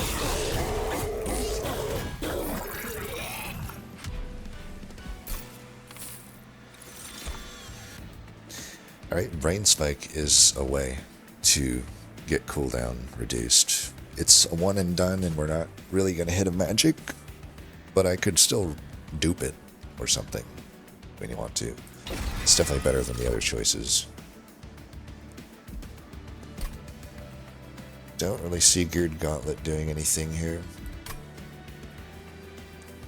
Railgun, I don't know. I don't like this card. I have heard some praise of it. The times I've tried it, it did not impress me. And Pyre plating is... You know, maybe I'll admit this. Maybe the uncommons at this stage of the game for Railforged could be weak. Because that's obviously weak. Car Collapse is not that good. This is a banner, so it doesn't count. Disassemble's not really that good. Machinist Tome is insanely good. So there was 3 duds there, I would say. I mean, Car Collapse is takeable. We could realistically take it if we wanted another AoE card, but it's just not that good. It's like it consumes. You then can't replay anything on the floor in a lot of cases. But yeah, at least it costs 0, and it still probably clears all of the AoE on a floor. So it's not like bad, but it's not that enticing. I couldn't go much higher than a B- on it. Give like a C to Pyre plating. The only advantage is Pyre plating can be comfort food, where you can play it for a couple energy and then just never have to worry about vengeful shards again. If you're just worried about your Pyre min-maxing, right? I just don't know that it's really worth it to do that, right? Because it's really not doing much beyond that. I guess if you had Dante's Candles, it could become enticing. But yeah, so far, just Machinist's Tome is really good. I don't even know that Magnetic Relay is that good anymore. It was obviously broken tier when you could use it on champs. But the champs are usually the units with... I mean, for example, here, it would definitely be better... it would be really good on my champ, right? Because I can just get holdover on it. I would have rather they just allowed it to still work on champs, but just added consume to it. Then at least I have to like high roll getting a consume remove into like a holdover to really break it, right? At that point, I'm like, if I high roll the specific upgrades on something, I think it's fine. But the current version of it, it just only works with very specific units, right? Like it's obviously still be really good with like a hothead or something, but if you don't got that Conductor Steward, it's really good with, but I don't know. I just often won't have that stuff. Like right now, it's not good with my deck. Mass production I don't think is very good, but it could be. Quenching All is horrible. Railgun I think is not very good. Armament Drive I think is good. That's a really good card. That could be a rare, honestly. Geared Gauntlet I don't think is very good. Trap Shoot I guess is good. It could honestly, yeah, it's not as good technically as Pulley Claw, but it's still good enough that I would say it's like a good card. And then definitely Full Throttle and Masterwork are really good. So it's not horrible, but there are certainly there's a number of duds. I guess it's just middle of the road overall, I would say. Because there's definitely some good stuff in here. This is not as bad as Awoken. You know, Awoken, it's like... other than Ensnare, I can't say there's anything I would generally rate S. Pyre Grog is probably pretty good, but there's a lot of times that I cannot really justify adding it to a deck because of the -2 draw is actually pretty bad. But I would definitely go A tier in Pyre Grog. And in Graft, I'm not like necessarily super high on Graft. It's really hit and miss. I think it's so situational. It's not one like Ensnare, where Ensnare is good to like almost every single situation. I can't say the same of Engraft. Just for Engraft, I tend to say it's like a B. Edge Prior is F. I give Edge Prior F-. One of the most useless cards in the game. I don't, at the current stage, I don't rank Solution and Thorns that high either. I think they need to go back to being 0 costs, honestly. Specifically because Awoken needs some good cards at the uncommon tier, and they just, other than Ensnare, I don't really think they have it. I guess the Thicket you could argue is, but even it, I don't know. It's just defense, and it's pretty good at it, but it's not even necessarily S tier defense, right? And like all the other stuff is just very like Pyre Shards. They've like 10 spikes. I don't know. Compare that to like the Lazarus card. They're not even close, right? And sure, you're not, you know, the unit's not fragile, but Lazarus doesn't care about the unit being fragile, right? So that doesn't mean that much to me in Lazarus. Like, I feel like Pyre Shard should be 20 spikes, honestly. Then I'm like, okay, that's a good card. It's not even broken, right? It's like, okay, I can take one card to solve my backline in a lot of cases, as long as I have a tank that can just remain alive. That seems like a perfectly balanced card, right? Right now, 10 doesn't even kill half the backliners in the game, so... yeah, long story short, I don't like Awoken Up comments. They're probably... But these are not good, so we're just going to skip them. And like I said, at 4, I'll loot that. We want that Taskmaster's Lash if we can find it. I do like that they kind of add the listing of what you have here, right? It's like, oh, I don't have any whelps. I have 2 dragons. No whelps.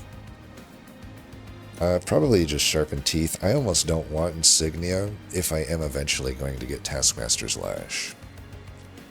You know, because then I want to hit myself with Firestarter, and I don't want to have Conduit 4, right? So I could actually see skipping those eventually if that's all that's offered. So if I don't see Assembly Room, I am just going to deploy that Pulley Room. I think that'll be a pretty big upgrade. I don't mind, honestly, with this amount of gold, just buying one more Herfelsel Hammer. I am A-okay with that. Stasis Crystal, less interested in that. I think it could be a way to troll out Seraph, but is that even that good? Is that even that needed? Are we even worried about Seraph? I don't know that we need to be. Glass Cannon. Honestly, not horrible if I'm forging with it. Obviously, I lose the base health of the unit, but it's going on a backliner, right? So it doesn't necessarily mean much. And we do have other cards. There's a certain point there where that I'm like, I may have too many equipment. I'm kind of pushing it with the 3 hammers, you know, I mean, if I do end up using all my future dupes on Weldling, then it could make sense, I guess, because then I'll have a bunch of them. I mean, what is the ideal floor here? So probably to tank with, we want our Titanite unit, right? So whatever that guy is, Gold Tooth. Then we want Phoenix, so that's 2 units. Then we want Miser, I think, because he's multi-strike. He wants to eventually get some sort of a forged card. And that could be the Glass Cannon, right? Glass Cannon could make sense there, since he's multi-strike. But it also could make sense in the Welding, because it's just more attack, right? Multi-strike, actually, the Glass Cannon should not go on, now that I think about it, because Ursel Hammer definitely should be, one of these should be going on Miser. We want the extra strike to have more application. I think I'll take it though. We have enough equipment that weapons cache could also make sense, but it's a little awkward. It's like, I don't think it'll work. So we'll deploy, is there anything else? Okay, just the dude. We deploy this for sure. We could do a merge. I wouldn't mind merging the Glass Cannon with the Ursel's Hammer. We got the Aquaths. We could also merge something with Mind Cage. I don't like that as much because it messes with my deployable with the deployable equation. So I think I'm okay putting that into one of these. It makes sense. That one would want to go, I think, on... Still probably on Miser, unless I want to be greedy, right?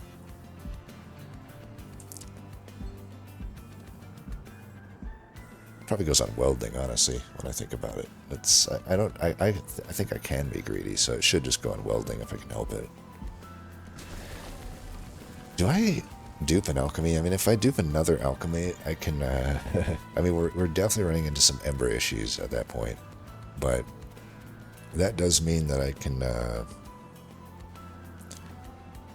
start getting artifacts as well, even if it's only one choice.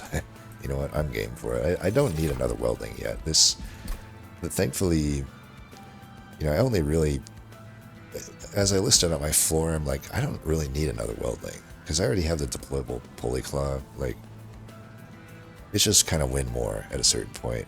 I know that so is the Alchemy, but we might as well take the path of most fun, right? We can purge out the other flicker. I know we're getting some free purges, but I will say if I don't have a Taskmaster's Lash, then I'm okay purging out every single fire starter, but we don't need to purge the rest for now until we know whether we're getting Taskmaster's Lash or not.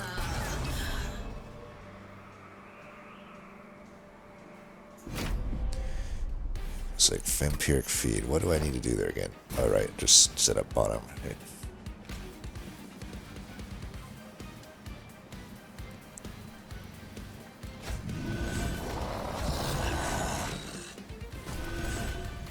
Looks like I am technically one short of being able to deploy everything. I guess I miscalculated there.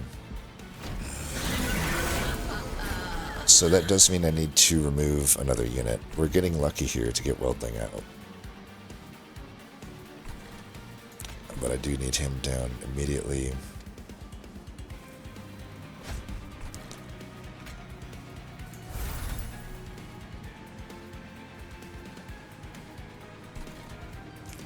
You just put this here. It's probably actually the best situation for it.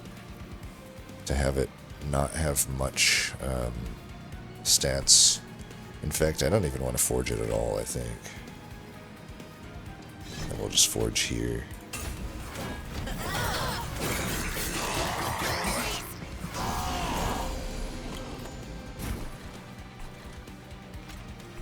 If I bring this down, he's still getting hits for gold. I can kill this otherwise. Honestly, since I may not need to bring this Forge Steward down, I just let him sit up there and kill it.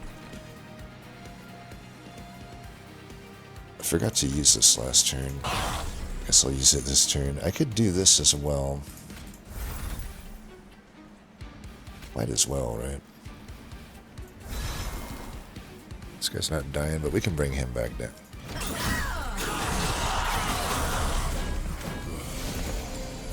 That's why this room is just so good.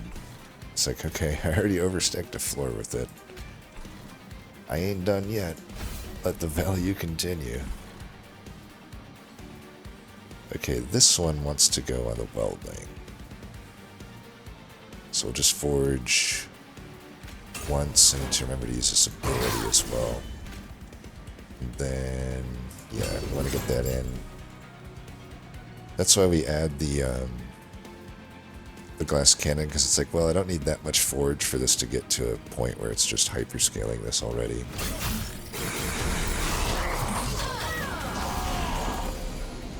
And then on top of that, it's nice just to get AoE armor and attack on the strike, even if it's a single striker. Okay, this is... I could do this. I think we're getting enough...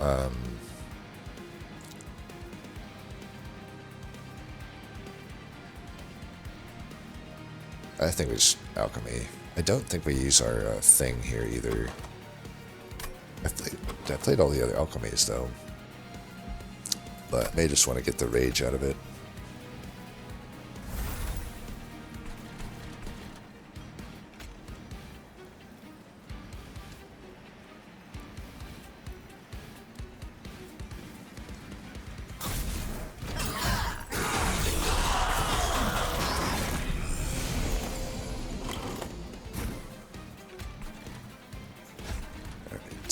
Take this one since it has the Pyre gel.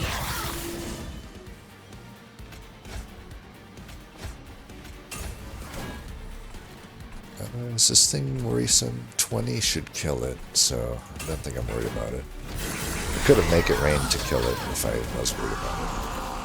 I obviously don't want it to get eaten by Kale, but as long as it's not getting eaten by Kale, I don't mind it. I guess we can put this one into play at 13 there. It is an unlucky number, but what are you going to do? In the name of greed, I probably should not have bought that guy with that Pyre gel, but it's okay.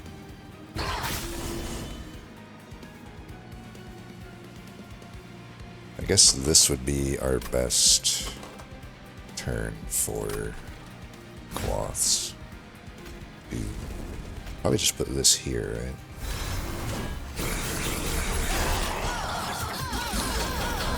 Not that it was needed. I mean, in the name of greed, I just greatly reduced my gold gain, but I have got so much gold. It's like, do we really care about that? Probably not. Yeah, obviously that fight didn't last long. Railforged spike. There is assembly room. At this point, I don't actually care about assembly room, I don't think.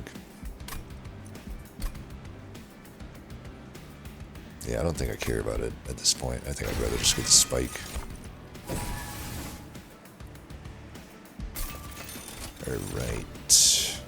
Shale shell. For sure. Shale shell redemption. I think we go to the right. I don't know though. We already got the vortex here, but it's looking like the Taskmaster's Lash. I don't know. We don't like need it that much necessarily. I don't think I gain much from going left here. I could still get something here. Like maybe endless here at this point starts to make sense. I think it does actually make sense at this point just to put endless on this. It makes it so my forge may be able to do something. So I need to get rid of, I guess, the spike drivers. So let me think about this. I don't need to though, right?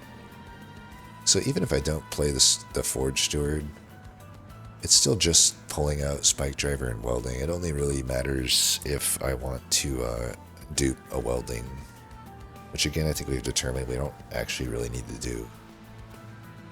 Might be better off just like duping Rail Spike or something. Because right now I already got Herzl Hammer and everything for every unit. Even the Iron Tongue is like not necessarily finding a spot sometimes. Could do another alchemy. That is worth more choices of artifacts. At that point, I don't think it's necessarily worth. Yeah, I think my final dupe probably just goes on brain spike, so I don't think we need to remove another unit then. We can just remove a fire starter, I guess. 2 of them, I guess. It's just not a card that's getting played that much. You could maybe flex the last point of Overlord, but I'm committed.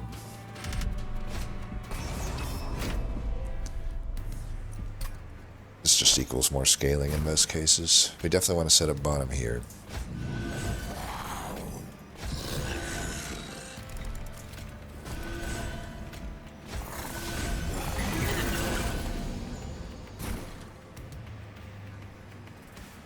Forged Druid came onto the floor.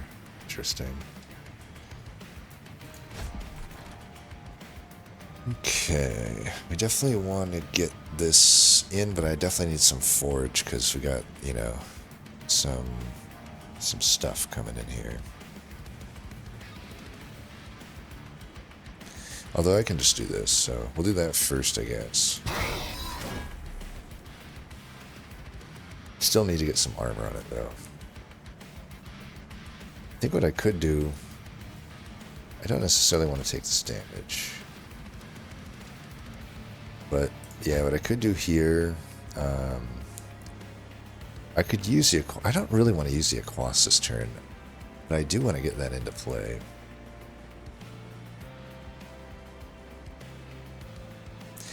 The problem is, like, either of these X costs cards, I don't really want to play them for 2. I mean, I guess I could do this and then the...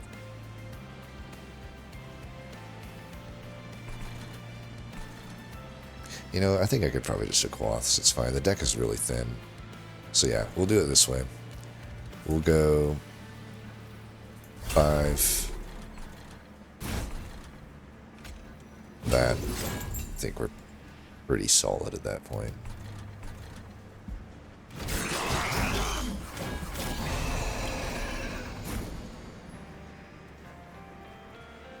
Just gotta remember to play this for 1 this turn. If I can get away with the Alchemy, then that would be good. I feel like I might as well just let Miser take that guy on.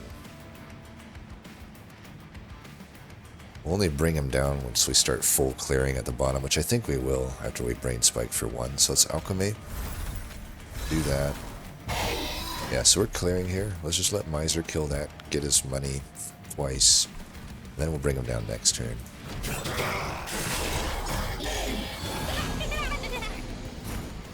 Alright, no rush. If he's the way to kill that, we'll see. Yeah, I mean, I can't kill this with the cards in hand, so I guess we just keep him up there for now. Then again, I'm not really... We're getting into a little bit of a bind at this point. If I can redraw equipment...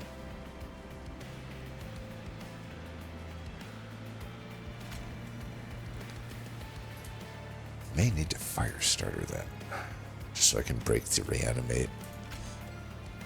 I think we do need to take a Vengeful Shard here just to get this going.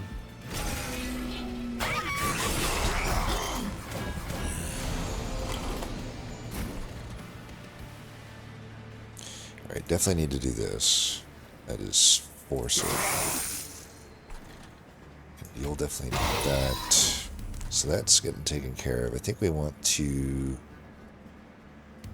probably do... It sucks that we got no forge. This guy not earning us forge. We probably should have just put him on his own floor down here. Set up mid if I would do this over again.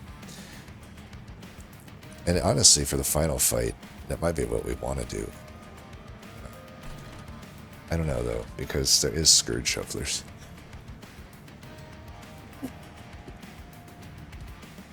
Probably just not do that, but for this fight, I think we should have done it where we... This on the bottom alone. Would have been earning us a lot of forge. Because now it's just kind of awkward. This might be better then. This gives us more immediate help with this thing. I could also just... I should just bring this down, huh? Tell you what, let's bring it down.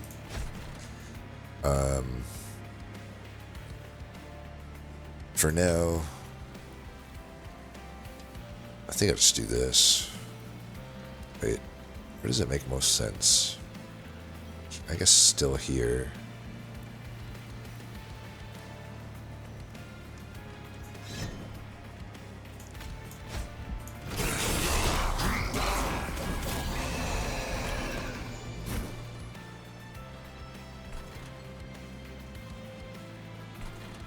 So now it's probably making sense to put this in. I do give up a lot of damage here though. Like, maybe just here. I don't need to, like, you know, get the money, but I don't kill the back line here, and that's pretty brutal if I don't do this. So I think I should do that. I can wait on the alchemy until another turn. I think I'm gonna forge it as well.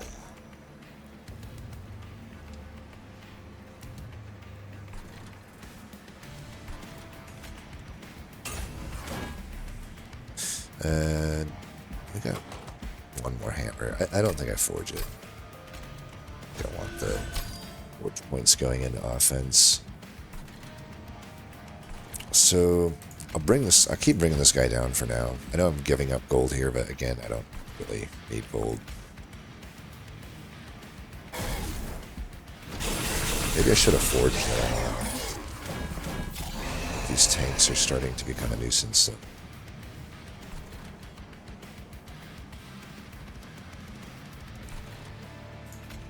We gotta bring one of these guys down. I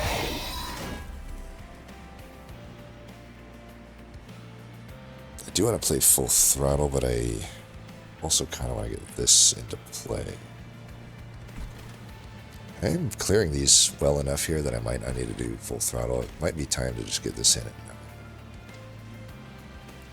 want to kill this too.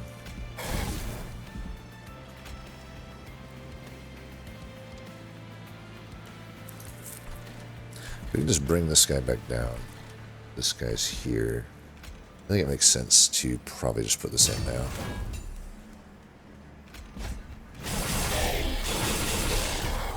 They have no more reason to have forge points. Right, they're all dying. This guy needs to not die though. We'll just tell you what, let's just bring you on down. We're still winning. I get more gold. Well, I don't get any more gold doing this, but you know what I mean. It's fine. Alright, good enough. Sure, still.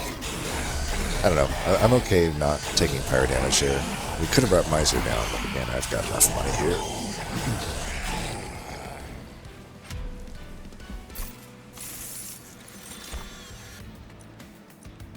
Soul Smelter. That I was calling it Soul Siphon. That's the one I'm talking about. Yeah, this one I feel it's like, sure, it's quote-unquote balanced at 3, but it's just so much less fun at 3. You know what I mean? I don't think it's too ridiculous to at least bring this back down to a 2. I thought it was honestly fine at a 1. And again, it's okay that it's super powerful. I feel like for a single-player roguelite, let it have some of those.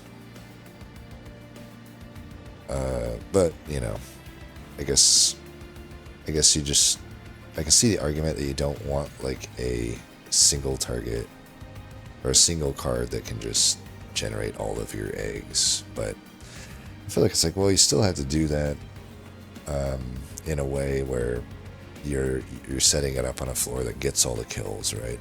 That could be obviously something good putting into a mine horde, so it's like, sure, I guess it's like pretty powerful to make a lower cost merged card with it in a lot of cases. Like, we would love to put this merged in with mine horde, for example, but that would kill our deployment ember.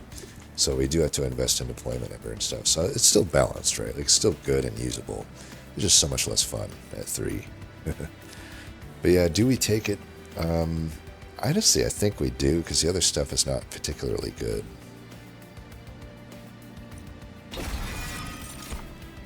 Masterwork is definitely acceptable. We could take the Anvil Breaker though, because we are kind of in a rush to get our equipment played, and then we are left with leftover forge. My idea there, though, in the end game, now that we're at ring 8 and ring, final ring, honestly, just the endless steward can already make use of forge. So I think we just take the good forge card here.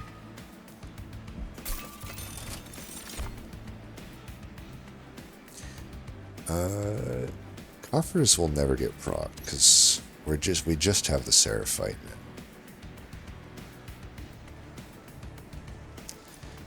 Then Firecracker. Actually, no. Coffers could technically get popped because Siphon, if I get it early, will have enough.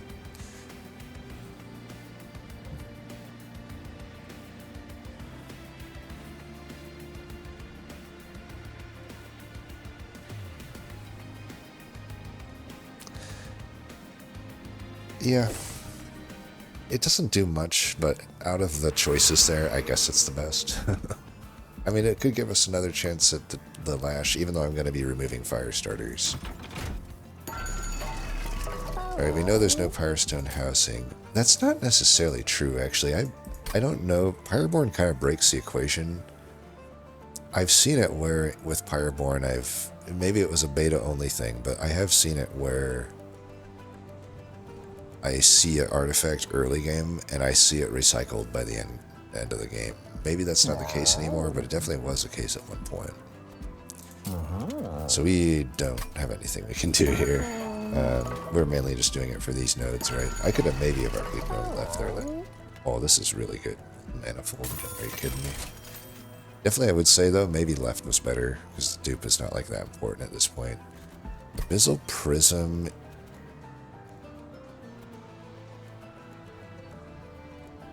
It's only really working well with the spike, which is, to be fair, a really powerful play. I mean, yeah. My thought, though, is like, if I get Taskmaster Slash, I know we're removing 2 fire starters, but I might still keep 1 just in case I get the Lash. If we get it, then that will hit every unit that I have, but that might not matter that much, considering we're going to have a lot of armor to the whole floor.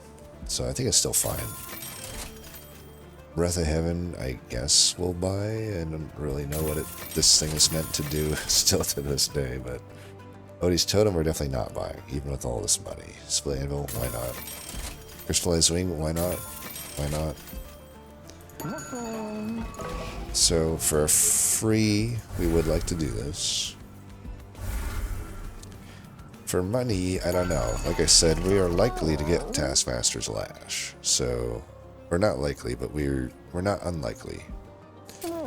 So, and we could definitely just get rid of this. We don't need that. We don't have any smelt. I got all this money. Why not? Sure, I'm losing gold tooth damage, but who cares? Keep the alchemy. Smiths. I guess I could remove some smiths. They're not like that good. Like, I almost would rather be getting, like, full throttle and stuff more often at a certain point. So, remove, like, 1 more smith. But we can keep a couple of them.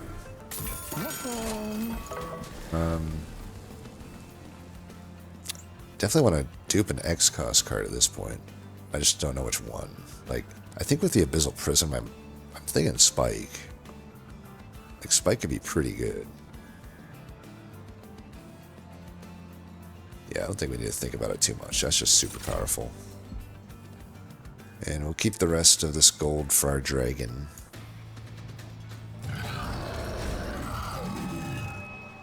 Chosen of Dominion. This run was never hard. Anyway, this is a stomp.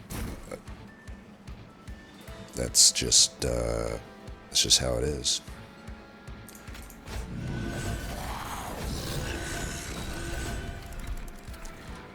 For this fight, we may just want to start it with Steward, maybe mid.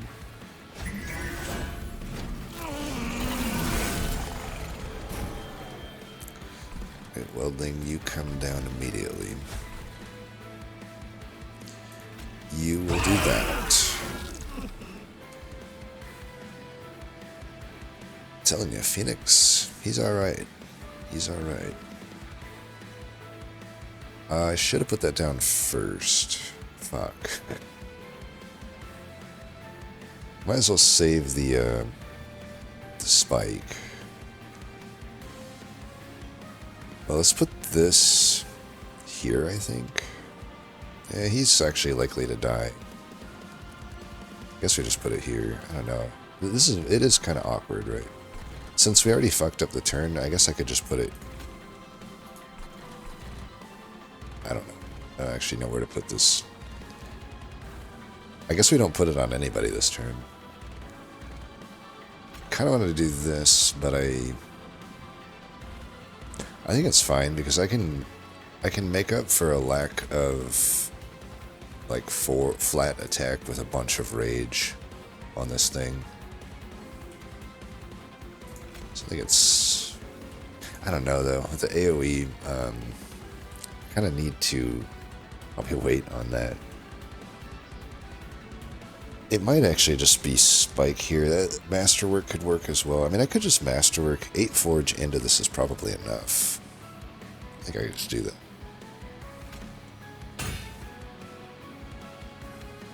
I'm gonna save my aquaths for a different turn, I think. I think this is fine.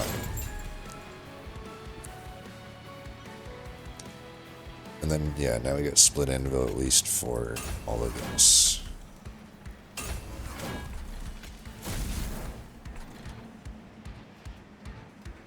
Which I guess technically isn't necessarily much, right? At least we got the alchemy. We can use, I think on a different turn, we'll want to use spike. At least when we've moved, I don't know, are we moving Forge Druid down? I feel like we might as well. There's not really any point to him sitting mid. So we can move Forge Druid down next turn. Because we do need like another body on this floor. And now we can get a pretty big spike off. I think we should. I don't know though. Might be... Because I have this here for 1, I think I'm going to wait on it. I'm going to put this here.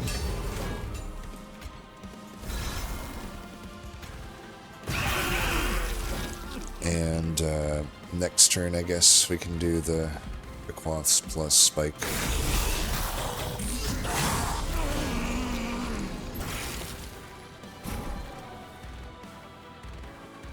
Might as well save the Pyre health here, I guess. But yeah, this is looking like a good turn to do this. I can play these out.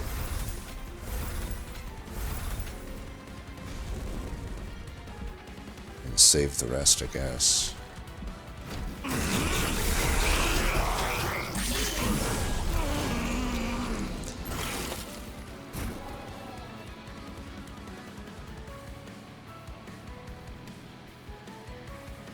Because this is in hand and this, I think I might as well do this again. I guess we'll just take the Vengeful Shard here.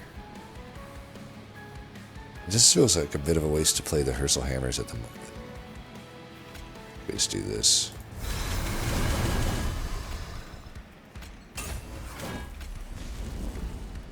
Could still play these for like just 2, but might as well get like full value.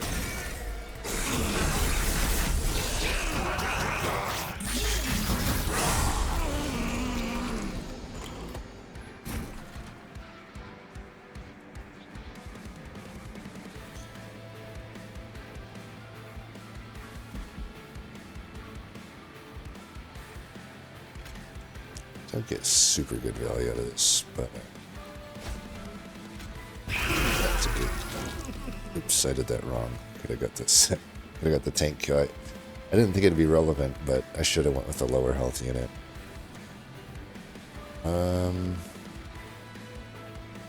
So I don't think Iron Tongue is getting played this fight. I think we should just get this forge in at the moment. It's probably fine.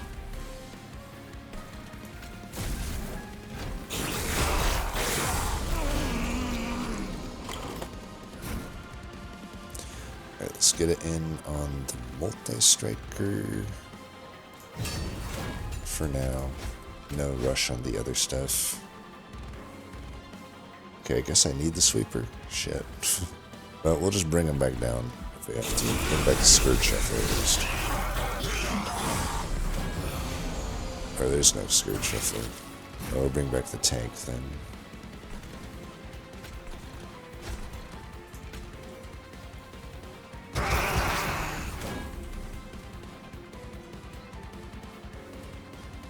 We still got another thing of equipment. Here, let's just take that guy. I know I could bring him back down, but I'm just lazy.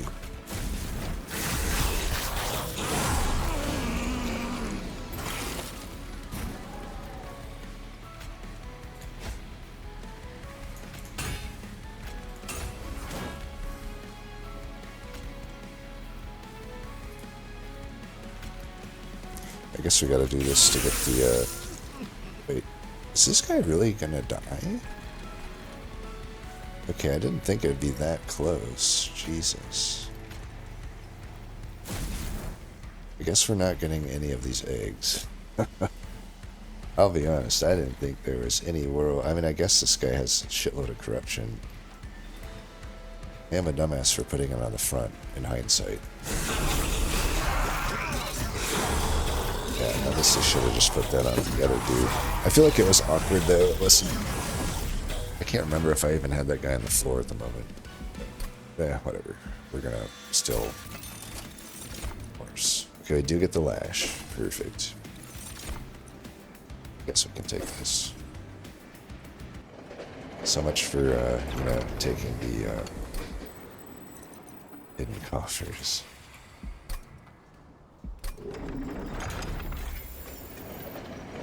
I think we still set up bottom here. I don't know. I think so. I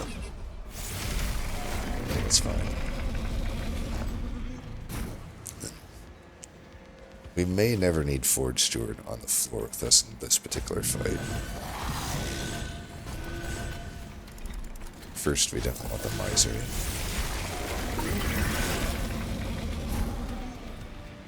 That's not true. So we actually... Would have been nice if this welding just came in at the bottom at one point. Yeah, I should have put this down first. Oh well.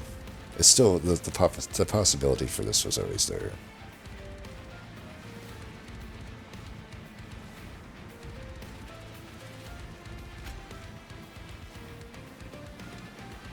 Might as well save us ability for next turn.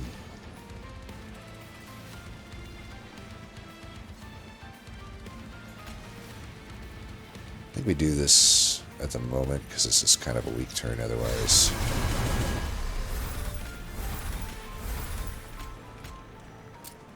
Oops.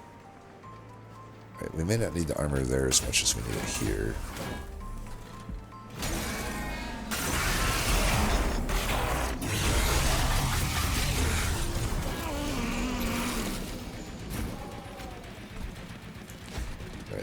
Survive. We just gotta get some forge onto him.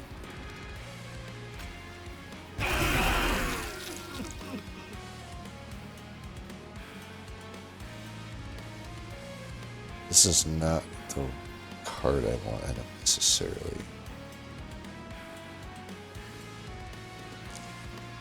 So he's losing 5.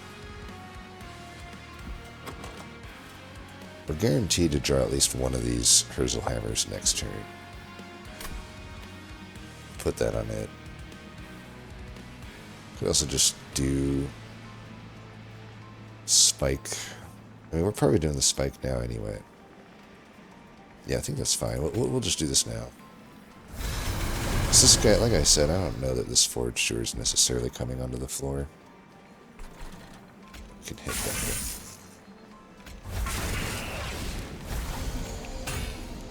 Keep the rest of this.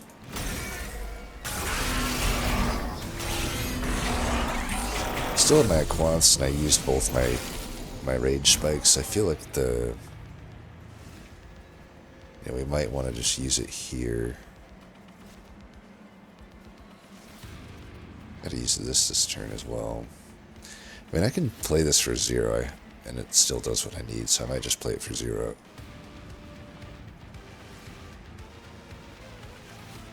It's not like I need the Avarice.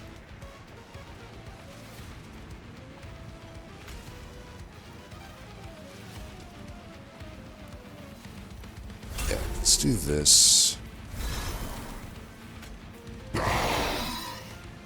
And then...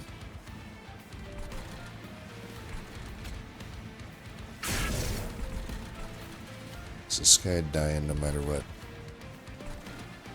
Yeah, I mean, I want him to die probably. I don't need to, like, bring him down. Let's just get some armor here then. And then I think we aquaths here to get this here.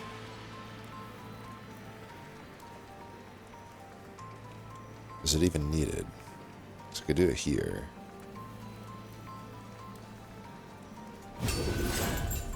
That's probably better in the long run. Just make sure a front line never dies. Fight, I don't think it'll go on that long. It doesn't really matter. Probably would have actually been better on the Miser technically, but yeah, who's keeping track? Not me.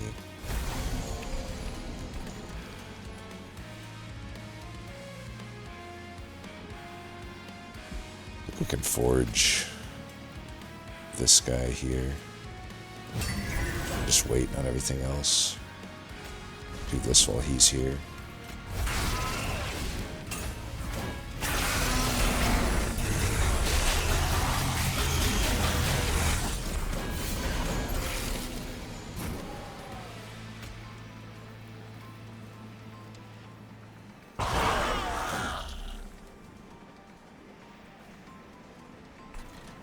It's weird to me that doesn't beat Spell Shield, but like Pyre Shot does. Feels like that should count for all intents and purposes as an attack, the same way that like a Pyre Shot, Pyre attack does. You know what I mean? It's like, it should be the... like, it would make sense if I get damaged. It has in the past kind of functioned that way. That I've seen it go through so many iterations, but it does, those turns are definitely weird to me, that it's treated more as a spell from hand. To me, it's not a spell from hand when I press an ability, but on the back end, it kind of is, I guess. It's 7 Forge. I kind of want to play this before I put it down. Be greedy with it, why not? It's not like I need to do anything specifically this turn. Let's see, I think this guy needs most of this damage.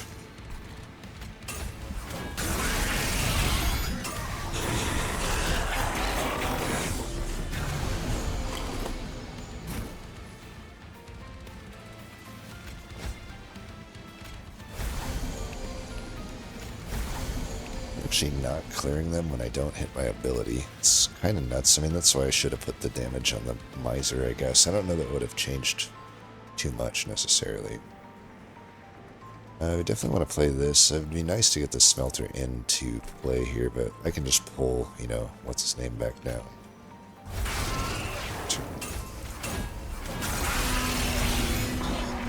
Pull him back here, actually.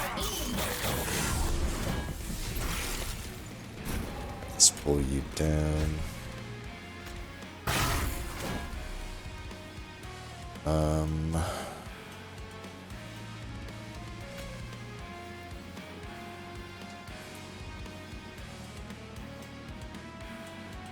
Probably should just do this now.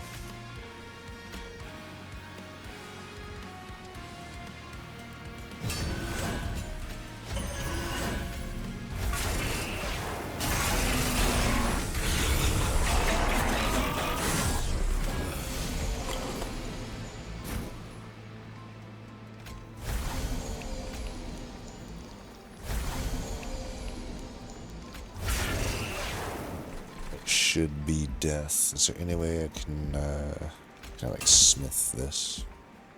It's interesting that you can actually add armor to a pyre with a card, but smith in the pyre room doesn't work. I mean, it probably makes sense.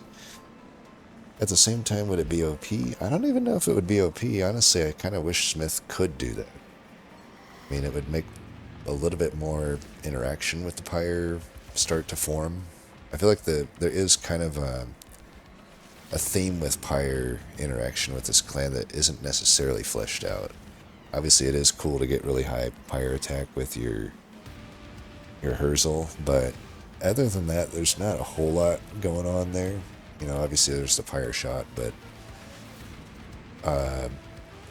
that is one thing I think one of the first modded clans in the first game actually did best was the, I don't even remember the name of that clan at this point, but it was like, it started with an A, like Arc, I don't know, A something, and they had, and even it, you know, I'll admit, wasn't perfect, but it leaned into it a bit more with, like, I think they even honestly had the first concept of rooms, I would say. It was definitely not implemented to the smooth and kind of more fleshed out degree that Monster Train 2 does, so definitely the rooms in Monster Train 2 are better than, I think, this clan that I'm thinking of.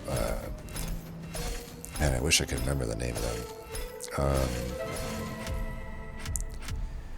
But anyway, you know, tangents aside, you know, yeah, they had rooms and stuff. But what I really mean to get at is there was more interaction between the pyre attack, specifically, and the units and the spells and those rooms. It was like, you know, I think there was a champ path where you were kind of tidally locked to your pyre attack in certain ways, and there was definitely units that, like, I think on summon would get a pyre attack worth of attack and stuff. So.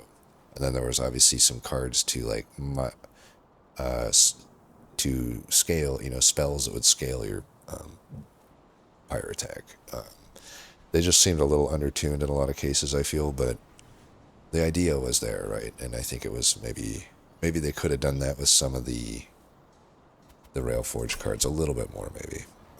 But, you know, that's just a minor complaint. Yeah, fun run. Never hard, certainly.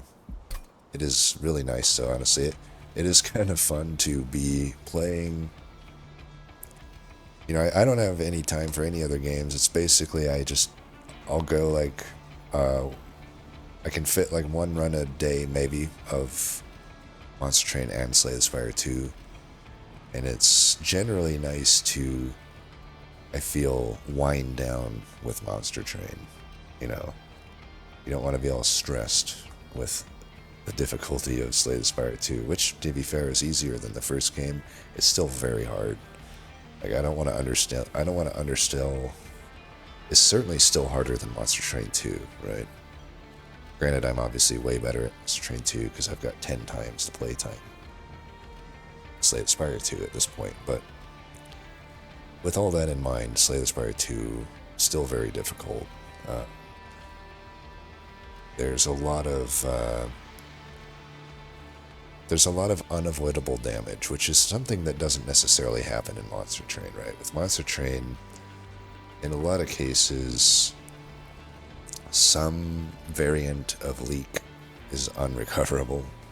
It's kind of just all or nothing in a lot of cases, especially the Soul Savior mode, but less so the normal mode, but it's like, you're not just constantly leaking damage most of the time, but with Slay the Spire 2, you are. It's like, unless you're really high rolling, you're just kind of always towing the line between, do I need to rest at this campfire? Do I need to upgrade? So it's like, it's just a more stressful game, but also as a result is maybe sometimes more rewarding since the challenge is greater. But anyway, like I said, very philosophical tonight. Anyway, as always, thanks for watching, and until next time, peace.